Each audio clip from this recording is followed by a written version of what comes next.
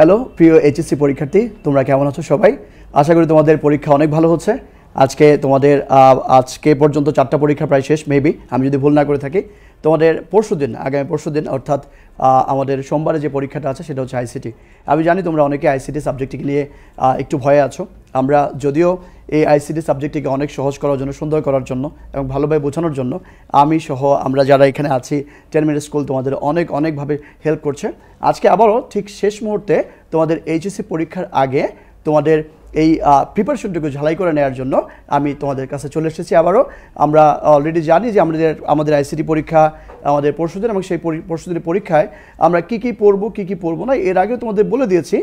আজকের ক্লাসে আমরা যেটা করব সেটা হচ্ছে যে আমরা দেখব বিগত সালগুলোতে অর্থাৎ 2016 এবং 17তে কী প্রশ্ন এসেছে, এবং সেই প্রশ্নের আলোকে একটা অ্যানালাইসিস বেসিসে আমরা যেটা করব সেটা নিয়ে একটু আমরা কী পড়বো না এবং সেগুলো নিয়ে একটু আলোচনা করব। তাছাড়া আমরা আরও যেটা করব সেটা হচ্ছে যে 2016 সালের সকল প্রশ্নগুলো নিয়ে একটু আলোচনা করব, চেষ্টা করব উত্তরগুলো দিয়ে দেওয়ার জন্য। আমার এখানে উত্তরগুলো আছে অলরেডি। তোমরা যারা একটু উত্তরগুলো দেখে নিতে চাও, তোমাদের উত্তরের সাথে মিলিয়ে নিতে চাও, অথবা কোনো রকম কোনো প্রবলেমের উত্তর তোমরা যদি জানতে চাও, আমাদের সাথে জয়েন করো। তোমরা এই মুহূর্তে যারা এই 10 মিনিট স্কুলের সাথে আছো প্রত্যেকের ফ্রেন্ড যারা আছে সবাইকে জানিয়ে দাও, যাদের দেখতে পারে সবাই শেয়ার করতে পারে এবং শেয়ার করে তোমার কেয়ারিংটা তাদেরকে বুঝিয়ে দিতে পারো। ওকে, আমরা চলে যাচ্ছি আমাদের আজকের ক্লাসে। আমরা দেখতে পাচ্ছি অনেকেই আমাদের সাথে ইতিমধ্যে জয়েন করেছো। তোমরা যেটা করো সেটা হচ্ছে প্লিজ, আমরা এই ভিউয়ার যত বেশি সবাই দেখতে পাবে সবাই বেশি উপকৃত হবে। তোমরা তোমাদের ফ্রেন্ডদেরকে অলরেডি ট্যাগ করে দাও, সবাই শেয়ার করতে থাকো। ইনশাল্লাহ আমরা আজকে বুঝতে পারবো। আমরা আজকে প্রায় আমি এখানে যেটা করবো প্রায় 13টা কোশ্চেন নিয়ে তোমাদের আলোচনা করব, যে কোশ্চেনগুলো হচ্ছে বিগত 18-16 সালে ঢাকা বোর্ড এবং কুমিল্লা বোর্ডে এসেছে। আমরা সেগুলো নিয়ে আলোচনা করব। আমরা আজকের ক্লাসটা যেটা আমরা 7টা থেকে 9টা পর্যন্ত 7টা থেকে 8টা পর্যন্ত যে ক্লাসটা যাব, সেই ক্লাসটাতে আমরা প্রিভিয়াস ইয়ার কোশ্চেনগুলো নিয়ে আলোচনা করব, এবং সেকেন্ড হাফ 9টা থেকে 10টা সেখানে আমি তোমাদের অনেকগুলো জিনিস যেগুলো হচ্ছে প্রচলিত নিয়ম যেভাবে করো সেটা থেকে একটু যাতে সুন্দর করে সহজ করে বোঝা যায় সেই চেষ্টাই করব। সো চলো প্রিয় এইচএসসি পরীক্ষার্থীরা, আর দেরি না করে আমরা আমাদের ক্লাসে চলে যাই। আমরা আমাদের আইসিটি সাবজেক্টটিকে সহজ করব, সুন্দর করব, ভালোভাবে পড়ব, এবং এই সাবজেক্টটা আসলে খুবই সহজ একটা সাবজেক্ট, অন্য সাবজেক্টের চেয়ে অনেক বেশি সহজ, কারণ তোমরা এই কাজগুলো প্রতিদিনই করে থাকো, প্রতিদিনই জানো, প্রতিদিনই বুঝো। একটু সুন্দর করে করার জন্য আমরা একটু ওয়েট করছি, আমাদের ভিউয়ার আরেকটু বাড়তে থাকুক ইনশাআল্লাহ। ইতিমধ্যে অনেক ভিউয়ার চলে এসেছে, right, thank you very much. আমরা চলে যাচ্ছি আমাদের ক্লাসে। আমরা দেখতে পাচ্ছি যে আমাদের ক্লাস আজকে এখন শুরু করলাম। আমরা প্রথমেই ঢাকা বোর্ড 2016 সালের কোশ্চেনগুলো নিয়ে আলোচনা করব। সাধারণত একটু কোশ্চেন অ্যানালাইসিস করলে দেখা যায় যে 17 সালে যেগুলো এসেছে সেগুলো 18 সালের জন্য ইম্পর্টেন্ট না। তবে এবার একটা বিষয় উল্লেখযোগ্য বা একটা লক্ষণীয় বিষয়, সেটা হচ্ছে এইবার কিন্তু সারা বাংলাদেশে একই কোশ্চেনে অর্থাৎ একটা সেম কোশ্চেনে পরীক্ষা হচ্ছে, এবং সেই সেম কোশ্চেনে পরীক্ষা হওয়ার কারণে কোনো বোর্ডকে তুমি অবহেলা করা যাবে না। তাই যেটা করতে হবে সেটা হচ্ছে যে আমাদের মোস্ট ইম্পর্টেন্ট যে টপিকগুলো আছে সেগুলোতে একটু ঝালাই করে নিতে হবে। তোমরা অলরেডি যারা এসেছো এখানে খাতা কলম নিয়ে বসে যাও এবং আমার সাথে তোমরা আলোচনা করো। আমরা যদি কোশ্চেন দেখি, আমরা বলেছিলাম যে চ্যাপ্টার ওয়াইজ কোন চ্যাপ্টার থেকে কী কোশ্চেন এসছে সেটা নিয়ে আমরা আলোচনা করবো। অর্থাৎ আজকে আমরা প্রথমে chapter 1, chapter 2, then chapter 3, chapter 4 and chapter 5 and chapter 6, এইভাবে সেই চ্যাপ্টারগুলো থেকে কী কোশ্চেন এসছে সেই কোশ্চেনগুলো আমরা আলোচনা করব। রেডি, শুরু করছি আমরা আমাদের আজকের প্রথম কোশ্চেন। ঢাকা বোর্ড 2016তে যে কোশ্চেনটা এসেছিল সেটা হচ্ছে, তোমরা দেখো এখানে কী এসেছে। প্রথম কোশ্চেনটা ছিল, তোমরা একটু সিকিউটা পড়ে নাও, ক্রিয়েটিভ কোশ্চেনটা তোমরা একটু উদ্দীপকটা পড়ো। উদ্দীপকে সেখানে কী আছে যে জামান দক্ষিণ কোরিয়াতে ড্রাইভার হিসেবে একটি প্রতিষ্ঠানে চাকরি করছে। তোমরা পড়তে পারছো, দেখো একটু পড়ে নাও সবাই, এবং সেখান থেকে দেখে নাও যে কৃত্রিম বুদ্ধিমত্তা কি, অর্থাৎ গতবার যেটা এসেছে 2016তে আর্টিফিশিয়াল ইন্টেলিজেন্স, এবং এই আর্টিফিশিয়াল ইন্টেলিজেন্সটা কিন্তু তোমাদের জন্য এবার ইম্পর্টেন্ট হতে পারে। ওকে, সো আমরা আর্টিফিশিয়াল ইন্টেলিজেন্সটা দেখি সেখানে কী ছিল। যে কৃত্রিম বুদ্ধিমত্তা হলো মানুষের চিন্তাভাবনাগুলোকে কৃত্রিম উপায়ে কম্পিউটার বা প্রযুক্তি নির্ভর যন্ত্রের মাধ্যমে রূপ দেওয়াটাই হচ্ছে আমাদের কৃত্রিম বুদ্ধিমত্তা। আমরা এখানে কিন্তু তোমাদের জন্য অ্যান্সার রেডি করে নিয়ে এসেছি আজকে। আমরা এরপর দেখছি সামাজিক যোগাযোগ মাধ্যম কী বলতে কী বুঝো। আমাদের সাধারণত জানি এই টাইপের কোশ্চেনের জন্য 2 মার্কের প্রশ্ন আসে। আমরা 2 মার্কের জন্য কী করব, সামাজিক যোগাযোগ মাধ্যম আমাদের যেমন মনে করে বলতে বোঝায় এক ধরনের অনলাইন প্ল্যাটফর্ম, যে প্ল্যাটফর্মকে বোঝায় যার মাধ্যমে আমরা ব্যক্তি এবং ব্যক্তিবর্গের সাথে সামাজিক সম্পর্ক তৈরি করতে পারি আমরা এই আইসিটি ডিভাইস ইউজ করার মাধ্যমে। সেই জিনিসগুলো ভালো করে বলবো, এবং এই প্রশ্নের উত্তর দিতে গিয়ে তোমরা একটু আমাদের যে প্রচলিত সামাজিক যোগাযোগ মাধ্যমগুলো আছে সেগুলোর কিন্তু উদাহরণ তুমি দিতেই পারো। ওকে, দেন উদ্দীপকে প্রবাস জীবনে কোন প্রযুক্তির কথা বলা হয়েছে? প্রযুক্তিটা কি ছিল যে সেখানে কি এই বিভিন্ন কৃত্রিম গাড়ি চালানোর প্রশিক্ষণ শিখেছে, এই পরিবেশে সে বিভিন্ন পরিস্থিতি গাড়ি চালানো কৌশলপ্ত করে, জামানতার কাজের পাশাপাশি আরও একটি প্রতিষ্ঠান ডেটা এন্ট্রি কাজ নেয়, তার পাঠানো অর্থে গ্রামের বাড়িতে তার অর্ধভাগে ঘটতে দোতলাবাদ। অর্থাৎ এখানে বলা হচ্ছে যে কৃত্রিম পরিবেশে গাড়ি চালানোর প্রশিক্ষণ। আমরা যেটা করতে পারি যে ভার্চুয়াল রিয়েলিটি অর্থাৎ কৃত্রিম বাস্তবতার কথা এখানে বলা হচ্ছে। তোমরা তাহলে যেটা করবা বইয়ের মধ্যে থেকে ভার্চুয়াল রিয়েলিটি অর্থাৎ প্রকৃত অর্থে বাস্তব নয় কিন্তু বাস্তবের মতো দেখা যায় সেই ভার্চুয়াল রিয়েলিটির টপিকটা কিন্তু খুব ভালো করে পড়ে নিবা। ভার্চুয়াল রিয়েলিটি টপিকটা কিন্তু আমাদের জন্য খুবই ইম্পর্টেন্ট। এই বিভিন্ন কাজে বর্তমানে ভার্চুয়াল রিয়েলিটি ব্যবহার করা হচ্ছে। আমাদের দেখা যাচ্ছে যে মোটর কার ড্রাইভিংয়ে, তারপরে তোমার সেনাবাহিনীর প্রশিক্ষণে, এছাড়াও নানা কাজে, চিকিৎসা ক্ষেত্রে নানা কাজে এই ভার্চুয়াল রিয়েলিটি কিন্তু আমাদের খুবই গুরুত্বপূর্ণ একটা টপিক। সো এই টপিকটির উপর একদম পুরোদস্তর অবশ্যই তুমি তোমার আইডিয়াটা ক্লিয়ার করে নিবা। আমরা দেখতে পাচ্ছি যে এরপরে যেটা হচ্ছে যেখানে বলেও দেওয়া আছে যে আমরা কি ভার্চুয়ালিটি কোথায় গাড়ি বা প্লেন চালানোতে, তারপরে সার্জারি বিদ্যা, বিশেষত বিভিন্ন ধরনের চিকিৎসা বিদ্যা যেটা আমরা ক্রায়ো সার্জারিতে বলি, সেখানেও কিন্তু কম্পিউটার টেকনোলজি কাজে লাগে। আমরা সেটাও একটু পড়বো আস্তে আস্তে করে। এরপরে আমরা দেখতে পাচ্ছি যে আমাদের এই ভার্চুয়াল রিয়েলিটির কি পরিমাণ কোথায় কোথায় কাজ আছে সেটা তোমাদের এখানে একদম রেডি করে দেওয়া আছে, তোমরা দেখতে পারো এবং সেখান থেকে তোমরা পড়ে নিবা। আমরা আস্তে আস্তে যাব, আজকে এখান থেকে তুমি দেখতে পারো এবং দেখে তুমি পড়ে নিতে পারো। অর্থাৎ প্রত্যেকটা প্রশ্ন এবং উত্তর তুমি যেন সুন্দরভাবে এখান থেকে পড়ে নিতে পারো, তার জন্যই কিন্তু আজকের এই ক্লাসটি শেষ মুহূর্তে তোমাকে ছালাই করে দেওয়া হচ্ছে। আমরা আগেই বলেছিলাম আজকে এবারকার এইচএসসি পরীক্ষা যেটা হচ্ছে যে সারা ঢাকা শহর সহ ঢাকা সহ বাংলাদেশের সমস্ত বোর্ডগুলোতে একই এবং অভিন্ন প্রশ্নে পরীক্ষা হচ্ছে। যেহেতু এক এবং অভিন্ন প্রশ্নের পরীক্ষা হচ্ছে, তো আমরা আমাদের পার্শ্ববর্তী বোর্ড কুমিল্লা, সেখানে গতবার কি এসেছিল সেটা নিয়ে আমরা দেখতে পারি। সেখানে আমাদের কোশ্চেনটা যদি আমরা দেখি তাহলে যেটা দেখতে পাই সেটা হচ্ছে যে আইসিটি নির্ভর জ্ঞান ও প্রযুক্তি মানুষকে নানা বিষয়ে সমৃদ্ধির পথে এগিয়ে নিচ্ছে। হাসান আইসিটি বিষয়ে পড়াশোনা করে জানতে পারলো যে কোনো প্রকার অস্ত্রোপচার ছাড়া এক শল্য চিকিৎসা পদ্ধতি। পরবর্তীতে হাসান আইসিটি নির্ভর জীববৈচিত্র্য সৃষ্টির প্রযুক্তির বিষয়ে জ্ঞান লাভ করে খুবই আনন্দিত হলো। এখন হচ্ছে এখান থেকে এটা আমরা দেখলাম উদ্দীপক। আসলে আজকের প্রশ্নটা হচ্ছে তোমাদেরকে একদম ধরিয়ে দেওয়া যে গতবার কী টাইপ কোশ্চেন এসেছে এবং এবারও কিন্তু সেম টাইপের কোশ্চেনই হবে। সো আমরা কিন্তু চ্যাপ্টার বাই চ্যাপ্টার কিন্তু আলোচনা করছি। অর্থাৎ তুমি প্রথম চ্যাপ্টার থেকে কী কী পড়বা, দ্বিতীয় চ্যাপ্টার থেকে কী কী পড়বা এবং প্রিভিয়াস ইয়ারের কোশ্চেনগুলো যা এসেছিল আমরা জানি আমাদের প্রিভিয়াস ইয়ারের কোশ্চেনগুলো যদি একটু আমরা কোনোভাবে একটু দেখতে পারি, আমরা যদি বুঝে নিতে পারি এবং সেই টপিকগুলো যদি আমরা আয়ত্ত নিতে পারি তাহলে কিন্তু আমাদের প্রায় মোর দেন 50% আমাদের প্রিপারেশন কিন্তু কমপ্লিট হয়ে যায়। সেই কারণেই কিন্তু আজকের এই বিশেষ প্রচেষ্টা। ওকে, আমাদের বিশেষ লাইভ ক্লাস অলরেডি তোমরা অনেকেই দেখতে পাচ্ছ। তোমরা প্লিজ যারা 10 মিনিট স্কুলের সাথে আছো তোমরা সবার সাথে এটা শেয়ার করে দাও। আমরা দেখতে পাচ্ছি এখানে প্রথম কোশ্চেনটা যেটা ছিল ন্যানো টেকনোলজি। ওকে, ন্যানো টেকনোলজি কি এবং ব্যক্তি শনাক্তকরণের প্রযুক্তিটি ব্যাখ্যা করো। সেটা হচ্ছে যে জ্ঞান লাভ, আচ্ছা, ব্যক্তি শনাক্তকরণ প্রযুক্তি হাসান চিকিৎসা পদ্ধতি ব্যাখ্যা করো, সেটা আমরা পড়ব। এবং উদ্দীপকে যে প্রযুক্তি হাসান জ্ঞান লাভে আনন্দ দিল সেই প্রযুক্তির কৃষি উন্নয়নের ভূমিকাটা কি? ফাইন, আমরা দেখতে পাচ্ছি ন্যানো টেকনোলজিটা কি, ন্যানো স্কেলে অর্থাৎ অতি ক্ষুদ্র পরিসরে ডিভাইস দিয়ে তা কাজ করার জন্য যে প্রযুক্তি সেটাই হচ্ছে সাধারণত ন্যানো টেকনোলজি। অর্থাৎ একদম ন্যানো, ক্ষুদ্র, মাইক্রো লেভেলে যেখানে নিয়ে কাজ করা হয় সেটাই কিন্তু ন্যানো টেকনোলজি।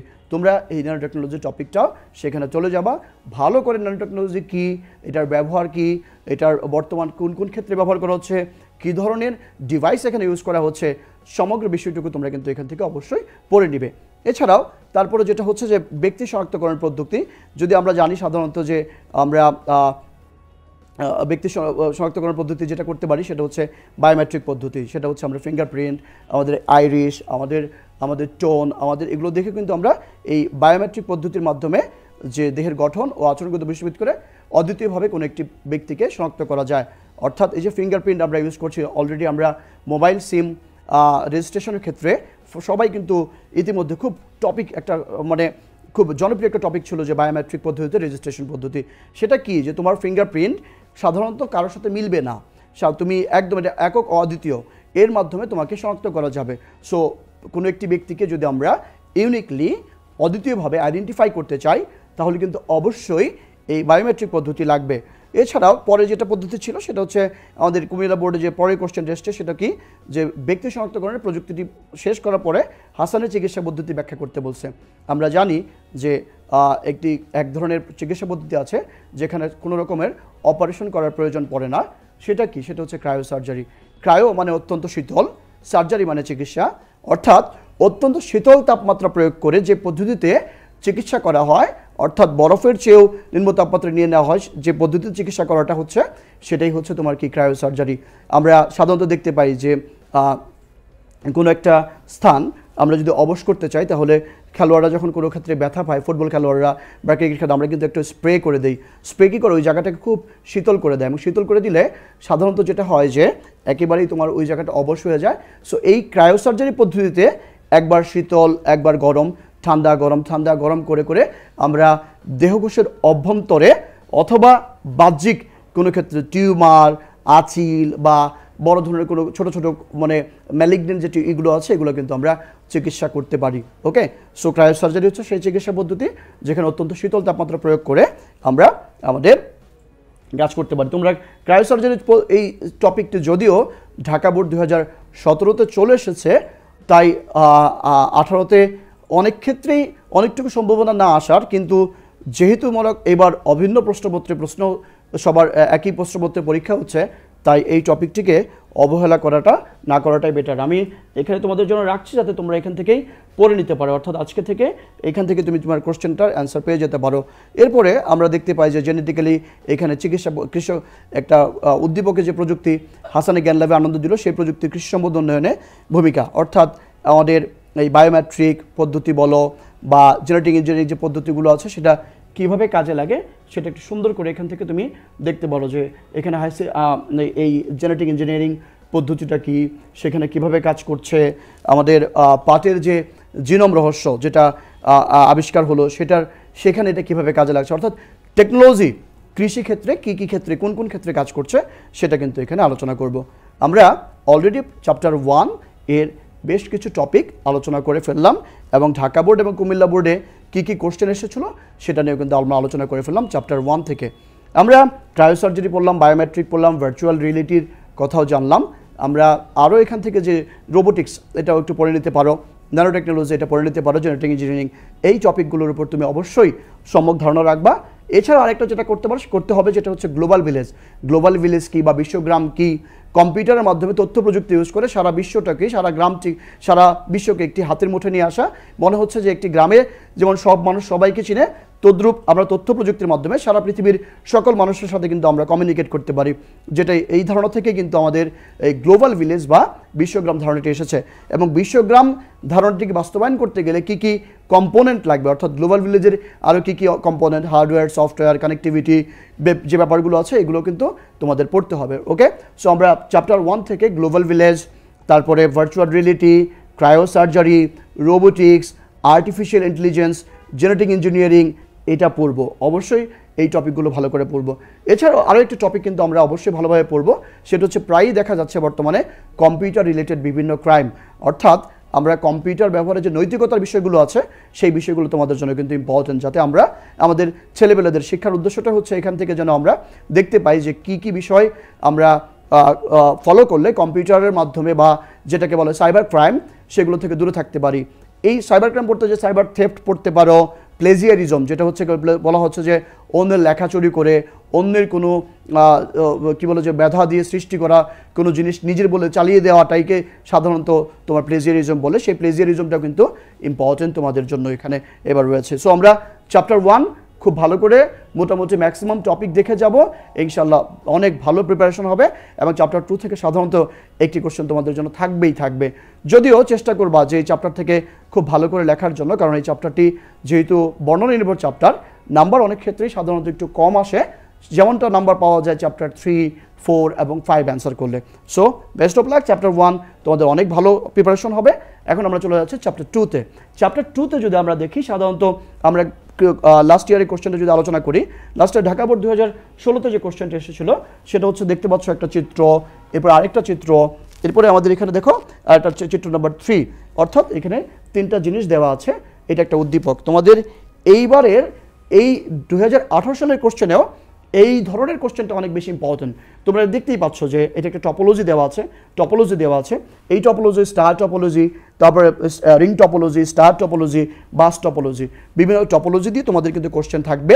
এখন এখানে প্রশ্ন থাকবে যে রাউটার কি, তারপরে অর্থাৎ নেটওয়ার্কিং ডিভাইসগুলো নিয়ে প্রশ্ন থাকতে পারে। গতবার 2016-তে যেহেতু রাউটার এসেছিল, এবার তোমাদের জন্য হয়তো থাকতে পারে হাব কি, সুইচ কি, অর্থাৎ নেটওয়ার্কিং ডিভাইস, মডেম কি, মডেম কীভাবে কাজ করে, নেটওয়ার্কিং ডিভাইস কি, ওকে, এই জিনিসগুলো কাজ করে। অর্থাৎ কম্পিউটারে নেটওয়ার্কিং করতে গেলে সাধারণত যে ডিভাইসগুলো লাগে সেগুলো হচ্ছে নেটওয়ার্কিং ডিভাইস। সেগুলো কি কি?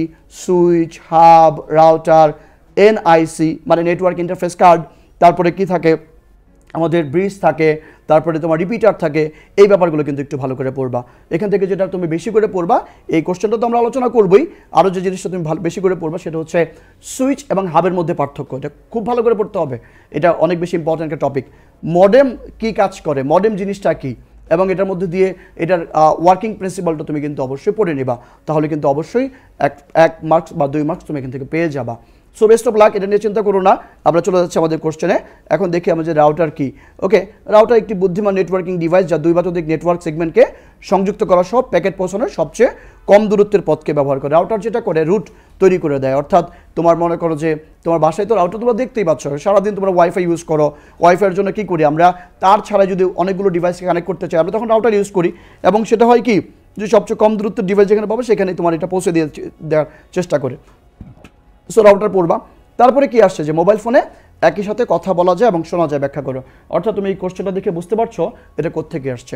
এটা হচ্ছে একই সাথে কথা বলা যায়, অর্থাৎ ডাটা সেন্ড করা যায় এবং শোনাও যায়, অর্থাৎ ডাটা রিসিভ করা যায়। তাহলে একসাথে ডাটা পাঠানো যায়, রিসিভ করা যায়, কিসের প্রশ্ন ছিল?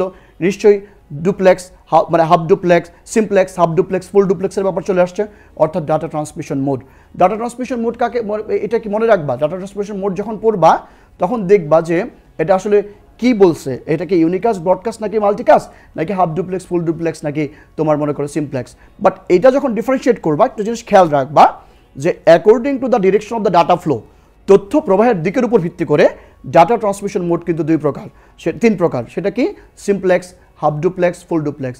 যে পদ্ধতিতে, এখন আমি 3টা পদ্ধতি একটু বলে দিচ্ছি, যে পদ্ধতিতে শুধুমাত্র প্রেরক থেকে প্রাপকের দিকে ডাটা যায়, প্রেরক কখনো প্রাপক কখনো প্রেরককে ডাটা পাঠাতে পারে না, অর্থাৎ সেন্ডার থেকে রিসিভারে যায়, রিসিভার থেকে সেন্ডারে আসতে পারে না, সেই পদ্ধতিটাই হচ্ছে তোমার কি সিমপ্লেক্স পদ্ধতি। তোমরা এটা জানো, যেমন মনে করো রেডিও টেলিভিশন, বা রেডিও টেলিভিশনে কি হয় যে কোনো একটা প্রোগ্রাম চলছে, তুমি কিন্তু কোনোভাবেই রেডিও টেলিভিশনের মাধ্যমে তোমার কোনো বার্তা কিন্তু তোমার ওই রেডিও টিভিতে যে প্রেজেন্টার আছে তাকে কিন্তু পৌঁছাতে পারো না। সো এটা ওয়ান ওয়ে কমিউনিকেশন হচ্ছে, এটা সিমপ্লেক্স।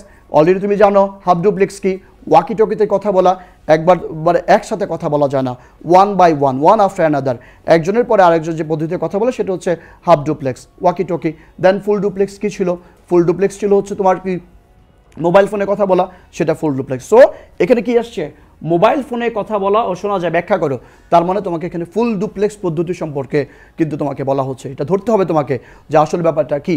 মোবাইল ফোনে কথা বলা যায়, শোনা যায়, এটা তো আমরা সবাই জানি, কিন্তু আসলে এই ব্যাপারটাকে ব্যাখ্যা করতে হবে হাফ ডুপ্লেক্স, ফুল ডুপ্লেক্স, বা তোমার মনে ফুল ডুপ্লেক্স এই পদ্ধতিটার মাধ্যমে ব্যাখ্যা করতে হবে। And according to the number of the receiver, অর্থাৎ তোমার প্রাপক কয়টা, প্রেরক কয়টা, প্রেরক একটা, প্রাপক অনেকগুলো, সবাই গ্রহণ করতে পারছে কি পারছে না, নাকি একজন প্রেরক একজন প্রাপককে পাঠাতে পারছে, এগুলোর উপর ভিত্তি করে কিন্তু আবার তোমার কি হয়, ইউনিকাস্ট, ব্রডকাস্ট, মাল্টিকাস্ট। আশা করি তুমি ইউনিকাস্ট, ব্রডকাস্ট, মাল্টিকাস্ট অর্থাৎ এবং simplex, half duplex, full duplex very much important topic তোমাদের জন্য। তোমরা এবার ডাটা ট্রান্সমিশন মোড কিন্তু খুব ভালোভাবে পড়ে নিবা, অবশ্যই আসবে এখান থেকে। Thank you very much. Then আমরা আমাদের পরের 3 নম্বর কোশ্চেনে চলে যাচ্ছি। উদ্দীপকের 2 নং চিত্রে নেটওয়ার্কের কোন টপোলজি অনুসরণ করা হচ্ছে, ব্যাখ্যা করো। একটা খেয়াল করে দেখো 2 নং চিত্র কোনটা, এই যে 2 নং চিত্র। 2 নং চিত্রটা কোনটা তোমরা দেখতে পাচ্ছ, এখানে হাব আছে, এখানে হাব না থেকে সুইচও থাকতে পারে। হাব বা সুইচ ব্যবহার করে যে নেটওয়ার্কিংটা হয় সেটাই সাধারণত star topology, right? Star topology. So এটা কি স্টার টপোলজি। তোমরা যেটা করবা, যদি এই ধরনের কোশ্চেন আসে যে কোন টপোলজি অনুসরণ করা হয়েছে, একদম বিন্দাস তুমি যেটা করবা সেটা হচ্ছে স্টার টপোলজি সম্পর্কে, স্টার টপোলজি কি, সুবিধা অসুবিধা সব এখানে বলে দিবা। 3 মার্কের যেহেতু কোশ্চেন, অন্তত এই ব্যাপারগুলো তুমি লিখলে অনেক ভালো মার্কস পাবা। এরপরে 1 নং ও 3 নং চিত্রের মধ্যে কোনটি অধিক সুবিধাজনক এবং কেন? 1 নং ও 3 নং, 1 নং আর 3 নংয়ের মধ্যে, অর্থাৎ এটা রিং টপোলজি, এটা হচ্ছে তোমার বাস টপোলজি, কোন অধিক সুবিধাজনক? ব্যাপারটা হচ্ছে আসলে এখান থেকে আর এই টপোলজি থেকে কিন্তু আরেকটা কোশ্চেন আসতে পারে। সেটা কি হতে পারে? সেটা হতে পারে যে সাধারণত কোনো প্লেস, যেমন একটি কম্পিউটার ল্যাব, কোনো একটি শিক্ষা প্রতিষ্ঠানের যদি ল্যাবে তুমি তোমার নেটওয়ার্কিং করতে চাও, ল্যাব তাহলে যেটা শিক্ষা প্রতিষ্ঠান স্কুল কলেজ বা ইউনিভার্সিটির ল্যাবে সাধারণত বাস টপোলজি ইউজ করা হয় এবং সাধারণত একই বিল্ডিং একটি কলেজের অনেকগুলো তালা থাকতে পারে, সবগুলো ফ্লোরের সব কম্পিউটার যদি যে নেটওয়ার্কিং পদ্ধতি তুমি করবা সেটা হচ্ছে কিন্তু এই স্টার টপোলজি। এবং সাধারণত একই বিল্ডিংয়ের একই ফ্লোরে অবস্থিত সকল কম্পিউটারগুলো নিয়ে যে নেটওয়ার্কিং করে যে টপোলজি ইউজ করতে পারো সেটা হচ্ছে রিং টপোলজি। এখন তোমাকে যদি বলা হয় কোনটি অধিক উপযোগী, তুমি চিন্তা করবা যে আসলে কি কি এখানে জিনিস লিখবা। আমরা দেখতে পাচ্ছি যে এই টপোলজিতে বাস টপোলজিতে নতুন একটি কম্পিউটার যদি যোগ করো, মানে নতুন কম্পিউটার এখানে অ্যাড করো বা এখান থেকে একটা পুরাতন কম্পিউটার সরিয়ে নাও বা কোনো একটা কম্পিউটার প্রবলেম হয়, তাহলে কিন্তু বাস টপোলজি কোনো প্রবলেম হয় না, কিন্তু রিং টপোলজিতে কিন্তু একটা প্রবলেম হয়, রাইট? এই পদ্ধতিতে এক্সট্রা কোনো সফটওয়্যার ব্যবহার করা হয় না। এই পদ্ধতি কিন্তু একটা সফটওয়্যার ব্যবহার করা হয় যে ডিরেকশনটা কোন দিকে হবে, ক্লকওয়াইজ নাকি অ্যান্টি ক্লকওয়াইজ, রাইট? তো এটা একটা প্রবলেম আছে। তারপরে যেটা হচ্ছে এই পদ্ধতিতে সাধারণত তোমার খুব কনভিনিয়েন্ট, অল্প তার লাগে, এটাতেও তার লাগে কিন্তু একটু প্রবলেম হয়, ওকে? এবং এই পদ্ধতিতে কোনো একটি কম্পিউটার নষ্ট হয়ে গেলে সাধারণত সমস্ত সিস্টেমটাই নষ্ট হয়ে যায়। সো তুমি যদি কম্পেয়ার করতে পারো, দেখতে পারো যে তুমি কোন ক্ষেত্রে কম্পেয়ার করতে যাচ্ছ। তবে এই সকল বিবেচনার ক্ষেত্রে বাস টপোলজিটা খুব বেশি ইম্পর্ট্যান্ট, বেশি সুবিধাজনক, এটা তুমি বলে দিতে পারো, ওকে? কোনো কোনো ক্ষেত্রে রিং টপোলজি আছে, তুমি যদি দেখাইতে পারো, তুমি যদি তোমার আলোচনার মাধ্যমে বিশ্লেষণের মাধ্যমে বুঝাইতে পারো, এইটাই বেটার। তো এই ধরনের কোশ্চেনে তুমি এইভাবেই মার্কস পেয়ে যাবা। এরপরে আমাদের এখানে আরও একটি কোশ্চেন আসে, দেখো সেটা হচ্ছে যে সৃজনশীল প্রশ্ন কি রাউটার একটি নেটওয়ার্কিং ডিভাইস যে দুই বা ততোধিক সেগমেন্টকে সংযুক্ত করা সব বিভিন্ন কাজ করে। অ্যান্সারটা এখানে দেওয়া আছে, তোমাদের দেখতে পারো। মোবাইল ফোনে কথা বলা যায়, আমরা একটু দেখতে পাই, সবাই দেখে নেই এখান থেকে। এটার অ্যান্সারটা এখানে সুন্দর করে রেডি করে দেওয়া আছে। স্যার তোমাদের জন্য সব পড়তে পারছি না, কারণ অনেকগুলো কোশ্চেন আমাকে আলোচনা করতে হবে। সো 1 ঘন্টার ক্লাসে সব কটা কোশ্চেন নিয়ে, অর্থাৎ ঢাকা বোর্ড এবং কুমিল্লা বোর্ডের বিগত সালের কোশ্চেনগুলো একদম অ্যান্সার সহ কিন্তু স্যার তোমাদের জন্য রেডি করে আনছে। সো আইসিটি সাবজেক্ট নিয়ে কোনো ভয় কিন্তু আর থাকবে না, right? Okay, thank you very much. আমরা এখন দেখবো যে স্টার টপোলজি এবং বলা হয়েছে, এবং স্টার টপোলজি কি সুন্দর করে এখানে কিন্তু সব বলে দেওয়া আছে। তুমি এখান থেকেও পড়তে পারো, তোমার বই থেকেও পড়তে পারো। এবং এটি হচ্ছে তোমার মনে করো যে বাস টপোলজি রিং টপোলজির মধ্যে যে আলোচনাটা, সেটা হচ্ছে তোমার ওই যে বাস টপোলজি তথা অধিক সুবিধাজনক বলেই দেওয়া আছে। আমি বলে দিয়েছিলাম যে কোন টপোলজি সুবিধাজনক, তুমি ওই ব্যাপারগুলোকে মেনশন করে তুমি যদি বলতে পারো যে এটা সুবিধাজনক, বিন্দাস, তুমি অনেক ভালো মার্কস পেয়ে যাবা ইনশাল্লাহ। আমরা ঢাকা বোর্ড 2016, কুমিল্লা বোর্ড 2016-তে চলে যাচ্ছে। এবার ঢাকা বোর্ডের কোশ্চেন তো সলভ করলাম, কুমিল্লা বোর্ডে কী আসছে দেখি, কারণ আমরা বললাম যে বোর্ড কোশ্চেন সলভ করতে আজকে এসেছি। আমরা একটি কলেজের এই চ্যাপ্টার 2 থেকে কিন্তু এখন কোশ্চেন সলভ করছি। আমরা আজকের ক্লাসটিতে চ্যাপ্টার 1, 2, 3, 4, 5, 6 প্রত্যেকটা চ্যাপ্টার থেকেই বিগত সালে কী কী কোশ্চেন এসছে সেগুলো নিয়ে কিন্তু আমরা আলোচনা করবো আজকে। আমরা দেখতে পাচ্ছি যে কুমিল্লা বোর্ডে যে কোশ্চেনটি এসছে, একটি কলেজের সুযোগ্য অধ্যক্ষ মহোদয় 25টি নতুন কম্পিউটার দিয়ে একটি আইসিটি ল্যাব স্থাপনের ব্যবস্থা করলেন। ল্যাবটির নেটওয়ার্ক স্থাপনের জন্য নিচের চিত্র দুটি লক্ষ্য করো। ওকে, আমরা চিত্র দুটি লক্ষ্য করলাম, যেহেতু দেখতে পাচ্ছি যে দুটো চিত্র কি কি। আমরা দেখতে পাচ্ছি যে আমাদের স্টার টপোলজি আছে একটা, বাস টপোলজি আছে, ফাইন। আমরা দেখলাম এখন আমাদের কি কি কোশ্চেন আছে এখানে। সুইচ কি, আমি তোমাদের বলেছিলাম সুইচ, হাব বা সুইচ যেখানে থাকে সেটা কিন্তু তোমার মনে করো কি স্টার টপোলজি। সুইচ একটা নেটওয়ার্কিং ডিভাইস, সেটা কি করে স্টার টপোলজিতে ইউজ করা হয়। এখানে ডাটা আসবে, সমস্ত কম্পিউটারগুলো এখানে কানেক্টেড থাকে, একটা কম্পিউটার থেকে ডাটা পড়া লাগে সুইচে আসবে, সুইচ নির্দিষ্ট ঠিকানা ডাটা পাঠিয়ে দিবে। ইন্টেলিজেন্ট হাব হচ্ছে সুইচ, অর্থাৎ সুইচ কিন্তু বুদ্ধিমান ব্যাপার, খেয়াল রাখবা। সুইচ নির্দিষ্ট ঠিকানায় ডাটা পাঠাতে পারে, যেটা হাব পারে না। সো খেয়াল রাখবা সুইচ কি। সুইচ হলো এক ধরনের নেটওয়ার্কিং ডিভাইস যা মিডিয়া সেগমেন্টগুলোকে একটি কেন্দ্রীয় অবস্থানে এনে একত্রিত করে এবং সংযুক্ত করার কাজে ব্যবহার করা হয়, এটা খেয়াল রাখবা। আলোর গতির ন্যায় ডেটা প্রেরণের জন্য যে কেবলটি ব্যবহৃত হয় ব্যাখ্যা করো। তুমি দেখতেই পাচ্ছ চ্যাপ্টার 2 এর মধ্যে এখানে কি আছে, আলোর গতির নিয়ে যেটা যায় সেটা কি, অবশ্যই optical fibre. So optical fibre কি খুব ভালো করে তুমি পড়ে নেবা। অপটিক্যাল ফাইবার কি কি উপাদান দিয়ে তৈরি করা হয়, অপটিক্যাল ফাইবারের সুবিধা, অপটিক্যাল ফাইবারের মধ্য দিয়ে কিভাবে ডাটা পাস হয়, অর্থাৎ কি হয় যে আলোর গতিতে ডাটা পাস হয়। হাই ভোল্টেজ অপটিক্যাল ফাইবারের মধ্যে যেটা হয়, হাই ভোল্টেজকে তোমার মনে করো একটা যন্ত্র থাকে যেটা করে দেয় এলইডি, লাইট ইমিটিং ডায়োড, সে কী করে দেয় তোমার আলোতে রূপান্তরিত করে দেয়। হাই ভোল্টেজকে আলোতে রূপান্তরিত করে পাঠায়। আবার ওই পাশে আরেকটা যন্ত্র থাকে যেটা হচ্ছে তোমার কি করে দেয়, ফটো ডায়োড, সেটা আবার কী করে হাই ভোল্টেজকে তোমার মনে আলোকে আবার হাই ভোল্টেজে রূপান্তর করে দেয়। এই জিনিসটা খেয়াল রাখবা, তোমাদের বইয়ে কিন্তু এই জিনিসটা আছে। এর আগের ক্লাসে আমি একবার পড়িয়েছিলাম অপটিক্যাল ফাইবারের মধ্যে দিয়ে কিভাবে ডাটা পাস হয়, একটা চিত্র আছে কিন্তু তোমাদের প্রত্যেকের বই কিন্তু চিত্রটা আছে, সেই চিত্র দেখে কিন্তু তোমরা অবশ্যই বুঝে নিবা। ওকে, আমরা এরপরে চলে যাচ্ছি চিত্র 1 কোন টপোলজি ব্যাখ্যা করে আছে। এখন আর তোমাদের এটা নিয়ে কোনো আলোচনাই করা দরকার নেই, কারণ তোমরা সবাই অলরেডি জানো এখানে যখন সবগুলো কম্পিউটার কোনো একটি ডিভাইসের সাথে কানেক্টেড হয় সেটা definitely star topology. Star topology দেখতে অনেকটা স্টারের মতো। সো স্টার টপোলজি সুবিধা অসুবিধা বৈশিষ্ট্য খুব ভালো করে পড়ে নেবা ইনশাআল্লাহ। আমি তোমাদের জন্য অ্যান্সারগুলো এখানে দেখিয়ে দিচ্ছি নম্বর ওয়াইজ, সেটা কি কি হতে পারে তোমরা একটু দেখে নাও আস্তে আস্তে করে। সুইচ দেখো, চ্যাপ্টার ক্ষয়ের কোশ্চেনটা দেখো, দেন গয়ের জন্য কি কি পড়বা, কতটুকু লিখবা, এতটুকু লিখবা, ঘয়ের জন্য কতটুকু লিখবা। ওকে, আমরা ঘয়ের জন্য কতটুকু লিখবো সেটা হচ্ছে তোমাদের এই এতটুকু লিখবো আমরা, একটু খেয়াল করে নাও, দেখে নাও। অর্থাৎ তোমাদের টপোলজিগুলোর আমি বারবার বলেছি চ্যাপ্টার 2 এর খুব ইম্পর্টেন্ট টপিক টপোলজি। টপোলজি হচ্ছে কি, টপোলজি কাকে বলে, যদি আবার এটাও তোমাকে প্রশ্ন করা হয় টপোলজি কাকে বলে, বলবা যে কোনো একটি নেটওয়ার্কিং ব্যবস্থায় নেটওয়ার্কিং ডিভাইসগুলো কিভাবে সজ্জিত থাকে এক অন্যের সাথে, অর্থাৎ তুমি কিভাবে কানেক্টেড করো, how the devices are connected each other for making a network, right. তুমি যদি এই জিনিসটা একটু ভালো করে বুঝতে পারো তাহলে হচ্ছে টপোলজি বুঝতে পারবা। টপোলজি হচ্ছে সাজানোর ব্যবস্থা, অ্যারেঞ্জমেন্ট সিস্টেম। ওকে, সো আমরা অলরেডি টপোলজি বুঝে গেলাম। চ্যাপ্টার 2 থেকে যে কোশ্চেনগুলো এসেছিলো সেগুলো আমরা বুঝে গেলাম। আমরা চ্যাপ্টার 2 শেষ করার আগে তোমাকে আবার বলে দিই তুমি এখান থেকে কী কী পড়বা। এখান থেকে তোমাদের এবার 2018 সালের জন্য সবচেয়ে ইম্পর্টেন্ট টপিক হচ্ছে ডাটা ট্রান্সমিশন মোড, অর্থাৎ তুমি ইউনিকাস্ট, ব্রডকাস্ট, মাল্টিকাস্ট, সিমপ্লেক্স, সাবডুপ্লেক্স, ফুল ডুপ্লেক্স পড়বা। এরপরে data transmission method, synchronous, asynchronous খুব ভালোভাবে পড়বা, কিন্তু সিনক্রোনাস এবং অ্যাসিনক্রোনাসের মধ্যে যে পার্থক্য সেটাও কিন্তু পড়বা। সিনক্রোনাস ডাটা ট্রান্সমিশন কী, অ্যাসিনক্রোনাস ডাটা ট্রান্সমিশন পদ্ধতি কী।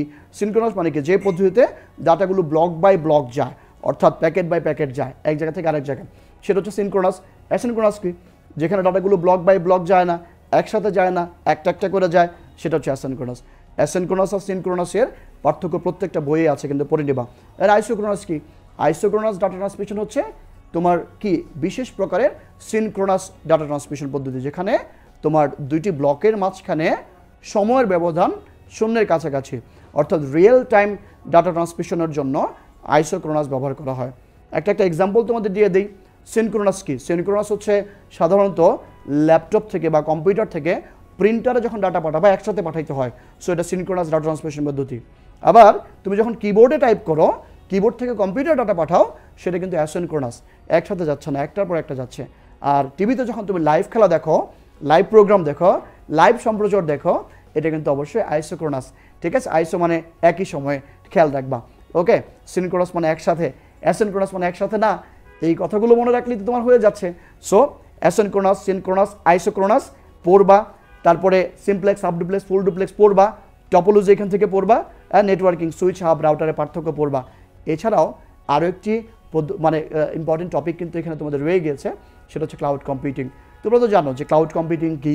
ক্লাউড কম্পিউটিং হচ্ছে একটি ধারণা, এটি বিজনেস মডেল বলতে পারো, যে পদ্ধতিতে নির্দিষ্ট সময়ের জন্য নির্দিষ্ট টাকার বিনিময়ে বিভিন্ন ডিভাইস, অর্থাৎ আইসিটি ডিভাইস, সফটওয়্যার হতে পারে, হার্ডওয়্যার হতে পারে, এগুলো যখন মনে করো ভাড়ার বিনিময়ে তুমি ব্যবহার করো, সেই মডেল, সেই ধারণা, সেই ব্যবস্থার নামে কিন্তু তোমার ক্লাউড কম্পিউটিং। ক্লাউড কম্পিউটিং কি, ক্লাউড কম্পিউটিংয়ের বৈশিষ্ট্যটা পড়বা, অ্যান্ড সাধারণত কী ধরনের সার্ভিস দেয়। আস, পাস, সাস, নাস, চারটা জিনিস মনে রাখবা। আস, পাস, সাস, নাস। আস, IaaS তোমাদের বই আছে, infrastructure as a service. PaaS, platform as a service. SaaS, software as a service. NaaS, network as a service. অর্থাৎ এই ক্লাউড কম্পিউটিংয়ের মাধ্যমে সফটওয়্যার ভাড়া নিতে পারো, ব্যবহার করতে পারো। প্ল্যাটফর্ম, সেটা হচ্ছে লিনাক্স বা উইন্ডোজ প্ল্যাটফর্ম, সেটার কাজ করতে পারো। নেটওয়ার্ক নিতে পারো, হার্ডওয়্যার ভাড়া নিতে পারো। এই পদ্ধতিগুলো কিন্তু ক্লাউড কম্পিউটিং। ক্লাউড কম্পিউটিং মানে কি, একদম সহজ একটা বিষয় কিন্তু, যে ভাড়ার বিনিময়ে তুমি যখন কোনো এই তথ্য প্রযুক্তির বিভিন্ন সুবিধা তুমি উপভোগ করো, সেটাই হচ্ছে কিন্তু ক্লাউড কম্পিউটিং। ওকে, যেমন আমরা আমাদের কি করি, আমাদের মোবাইলে যে পরিমাণ স্পেস থাকে, আমরা গুগলে কিন্তু অনেক পরিমাণ স্পেস থাকে, আমরা গুগল ক্লাউডে রাখতে, আমরা কি করি, গুগল ড্রাইভে অনেক পরিমাণ ডাটা রেখে দিচ্ছি। সেটা কিন্তু আমার ছিল না, কিন্তু আমি সেখানে রেখে দিচ্ছি। ফেসবুক সার্ভারে আমি রেখে দিচ্ছি, যখন আমি খুশি তখন আমি দেখতে পাচ্ছি। কিন্তু প্রথম তুমি 15 GB পর্যন্ত বা কোনো ক্ষেত্রে লিমিটেড জায়গা তুমি ফ্রি ইউজ করতে পারবে, কিন্তু এর থেকে বেশি জায়গা বা এর থেকে বেশি ডাটা তুমি যদি রাখতে চাও, তখন কিন্তু আমাদের অবশ্যই ভাড়া দিতে হবে, টাকা দিতে হবে, অর্থাৎ মূল্য পরিশোধ করে সেটা ব্যবহার করতে হবে, সেটা কিন্তু ক্লাউড কম্পিউটিং। সো চ্যাপ্টার 2 তুমি বুঝে গিয়েছো। চ্যাপ্টার 2 থেকে এই টপিকগুলোর স্যার যে কথাগুলো বললাম এগুলো যদি ভালো করে পড়ো অনেক ভালো পরীক্ষা তোমার হবে। চ্যাপ্টার 3 তে চলে যাচ্ছে, আমাদের সবচেয়ে ভয়ের চ্যাপ্টার 3। আমরা ভয় পাবো না। আমরা যদি একটু রাজশাহী বরিশাল বোর্ডে দেখি 2017-তে আমরা জাস্ট আমি তোমাকে এই চ্যাপ্টারটি শুরু করার আগে বলে নেই কী কী পড়বা। সাধারণত এই চ্যাপ্টার 3 এখান থেকে 2টি কোশ্চেন আসার সম্ভাবনা অনেক বেশি। চ্যাপ্টার আছে 6টা, কোশ্চেন হবে 8টা, তাহলে কোনো না কোনো চ্যাপ্টার থেকে 2টা কোশ্চেন হবে। তো এই চ্যাপ্টার থেকে 2টা কোশ্চেন হওয়ার সম্ভাবনা কিন্তু রয়ে যায়, কারণ এই চ্যাপ্টার 2টা পার্ট কিন্তু অলরেডি আছে। একটা হচ্ছে নাম্বার সিস্টেম আর একটা হচ্ছে digital device. So number system কি হয়, নাম্বার সিস্টেমে এখানে কি কি পড়বা, সংখ্যা পদ্ধতি রূপান্তর এটা পড়বা, সাধারণত ডেসিমাল থেকে বাইনারি, অক্টাল থেকে বাইনারি, হেক্সাডেসিমাল থেকে বাইনারি বা তার উল্টাটা, এই ধরনের রূপান্তর আসে। তারপরে কি আসে, যোগ বিয়োগ আসে, সাধারণত যোগ আসে, যোগ, এরপর টোস কমপ্লিমেন্ট আসে। সাধারণত এখান থেকে কী ধরনের প্রশ্ন করা হয় সেটা নিয়ে আমরা আলোচনা করব। এরপরে কি থাকে, এরপরে হচ্ছে ডিজিটাল ডিভাইস, এবং ডিজিটাল ডিভাইসে তোমাদের কি কি টপিক থাকে তোমরা অলরেডি জানো, কিন্তু সেখানে কি লজিক গেট, তারপরে তোমার মৌলিক লজিক গেট, যৌগিক লজিক গেট, বিশেষ লজিক গেট, হাফ এডার, ফুল এডার, এনকোডার, ডিকোডার, এগুলো নিয়ে আমরা আলোচনা করব। বিভিন্ন গেট দিয়ে, মনে করো এই গেট দিয়ে এটা বাস্তবায়ন, ওইটা দিয়ে ওইটা বাস্তবায়ন, একটু সরল থাকতে পারে সেগুলো। সো চ্যাপ্টার 3 আসলে দেখতে অনেক ভয়ের চ্যাপ্টার হলেও কিন্তু এটা আসলে ভয়ের চ্যাপ্টার না, অনেক ইজি। আমি আমাদের আজকের প্রোগ্রামের দ্বিতীয় হাফ অর্থাৎ 9টা থেকে 10টা পর্যন্ত যে ক্লাসটা হবে সেখানে তোমাদের দেখিয়ে দেবো কত সহজে তুমি অক্টাল থেকে বাইনারি, হেক্সাডেসিমাল থেকে বাইনারিতে রূপান্তর করতে পারো, এবং খুব সহজ একটি পদ্ধতিতে কীভাবে বাইনারি, অক্টাল, হেক্সাডেসিমাল যোগগুলো তুমি করতে পারো সেটা আমি তোমাদের দেখিয়ে দেবো। এছাড়াও দেখিয়ে দিব যে বিভিন্ন শুধুমাত্র ন্যান্ড গেট ব্যবহার করে এক্সঅর গেট বাস্তবায়ন করো, শুধুমাত্র ন্যান্ড গেট ব্যবহার করে এক্সনর গেট বাস্তবায়ন করো, অর্থাৎ ইউনিভার্সাল গেট কি, এগুলো বাস্তবায়ন করে, এগুলো আমি তোমাদের সেকেন্ড হাফে তোমাদের একদম খাতা কলমে আবার দেখিয়ে দেবো। সো আমাদের ক্লাসগুলো যদি ভালো করে আজকে দেখতে পারো ইনশাআল্লাহ তোমাদের আইসিটি প্রিপারেশন কিন্তু প্রায় 50%, 60%, 70% কিন্তু প্রিপারেশন তোমার কমপ্লিট হয়ে যাবে। বি কনফিডেন্ট, পরীক্ষা খুব ভালো হবে ইনশাআল্লাহ। ওকে, আমাদের আজকে বরিশাল বোর্ডের কোশ্চেনটা একটু আমরা দেখবো যে এই টাইপের কী কোশ্চেন হয়। আসিফের বাবা আইসিটি বিষয়ের শিক্ষক, তিনি আসিফের কাজে আইসিটি বিষয়ে প্রাপ্ত ফলাফল জানতে চাইলো। সে অর্ধবার্ষিক পরীক্ষায় তোমার এই এত 1 to 112 এখানে 8, বার্ষিক পরীক্ষায় 7F 16 নম্বর পেয়েছে। অর্থাৎ এইখানে দেখো তোমরা তো জানো বেজ অলরেডি কি, তোমরা যেহেতু পরীক্ষা দিবা, এখানে অক্টাল, এটা হেক্সাডেসিমাল নাম্বার আছে। রেজিস্টার কি, রেজিস্টার হচ্ছে এক প্রকার মেমোরি বলতে পারো, যেটা অনেকগুলো ফ্লিপফ্লপ নিয়ে তৈরি করা হয়। ওকে, ফ্লিপফ্লপ হচ্ছে এক বিটের ডাটা ধারণ করে, আর অনেক বিটের ডাটা ধারণ করার জন্য সাধারণত কি হয়, এই রেজিস্টার ব্যবহার করে। এক প্রকার মেমোরি ইউনিট বা মেমোরি, বা আমরা যেটা রেজিস্টার হচ্ছে এক প্রকার মেমোরি। আমরা উত্তরগুলোও কিন্তু আমি তোমাকে একটু পরে দিয়ে দিব। তোমার 1410 এর সমকক্ষ বিসিডি কোড ও বাইনারি সংখ্যার মধ্যে কোনটি বেশি প্রয়োজন বুঝিয়ে বলো। যাক, এই কোশ্চেনটা যখন আলোচনা করবো তার মধ্যে একটা মনে রাখবা, এখানে কিন্তু বিভিন্ন পার্থক্য আছে। বিসিডি কোড, বাইনারি কোডের মধ্যে পার্থক্য, বাইনারি সিস্টেম বিসিডি কোডের মধ্যে পার্থক্য, ইবিসিডি, ইউনিকোড, এগুলো একটু তুমি অবশ্যই দেখে নিবা। 1 মার্ক 2 মার্কের কিন্তু কোশ্চেন থাকে। আরও কী কী কোশ্চেন থাকে তোমরা অলরেডি জানো। 1 + 1 = 1, 1 + 1 + 1 + 1 = 1, সেটা কি? তারপরে তোমার মনে করো 10 can be written after 7, অর্থাৎ 7-এর পরে সংখ্যাটি 10, বুঝিয়ে বলো। এই টাইপের কোশ্চেন কিন্তু এখান থেকে হতেই পারে। সো আমরা দেখি আমাদের পরেরটা দেখবো। এবং আসিফ অর্ধবার্ষিক পরীক্ষায় প্রাপ্ত নম্বরকে হেক্সাডেসিমাল সংখ্যায় রূপান্তর করো। ওকে, অর্ধবার্ষিক পরীক্ষায় প্রাপ্ত নম্বর হচ্ছে এত, এটাকে হেক্সাডেসিমালে কীভাবে রূপান্তর করবা সেটা কিন্তু আমরা অবশ্যই ভালো করে দেখবো ইনশাআল্লাহ। মনটাই ভালো হয়ে গেল আমাদের মাঝে ইতিমধ্যে অনেক ভিউ তোমরা দেখতে পাচ্ছ, এবং ইতিমধ্যে এই 10 মিনিট স্কুলের মাধ্যমে সারা বাংলাদেশের সকল পরীক্ষার্থী খুব ভালোভাবে উপকৃত হচ্ছে। তা জানে কিন্তু অনেকে অনেক কমেন্টস করছে, আমরা কিন্তু সেটা দেখে সত্যিই ভালো লাগছে। ইনশাআল্লাহ আমরা দেখতে পাচ্ছি আমাদের পরের সেটা কি, যে কীভাবে বার্ষিক পরীক্ষায় হেক্সাডেসিমাল, আমি বললাম এখানে যে সিস্টেমটা আছে আমি আরও সহজ নিয়ে তোমাদের দেখিয়ে দেবো। এবং উদ্দীপকে বর্ণিত আসিফের প্রাপ্ত নম্বর এতকে কত কম বা বেশি এটা নিয়ে আলোচনা করা।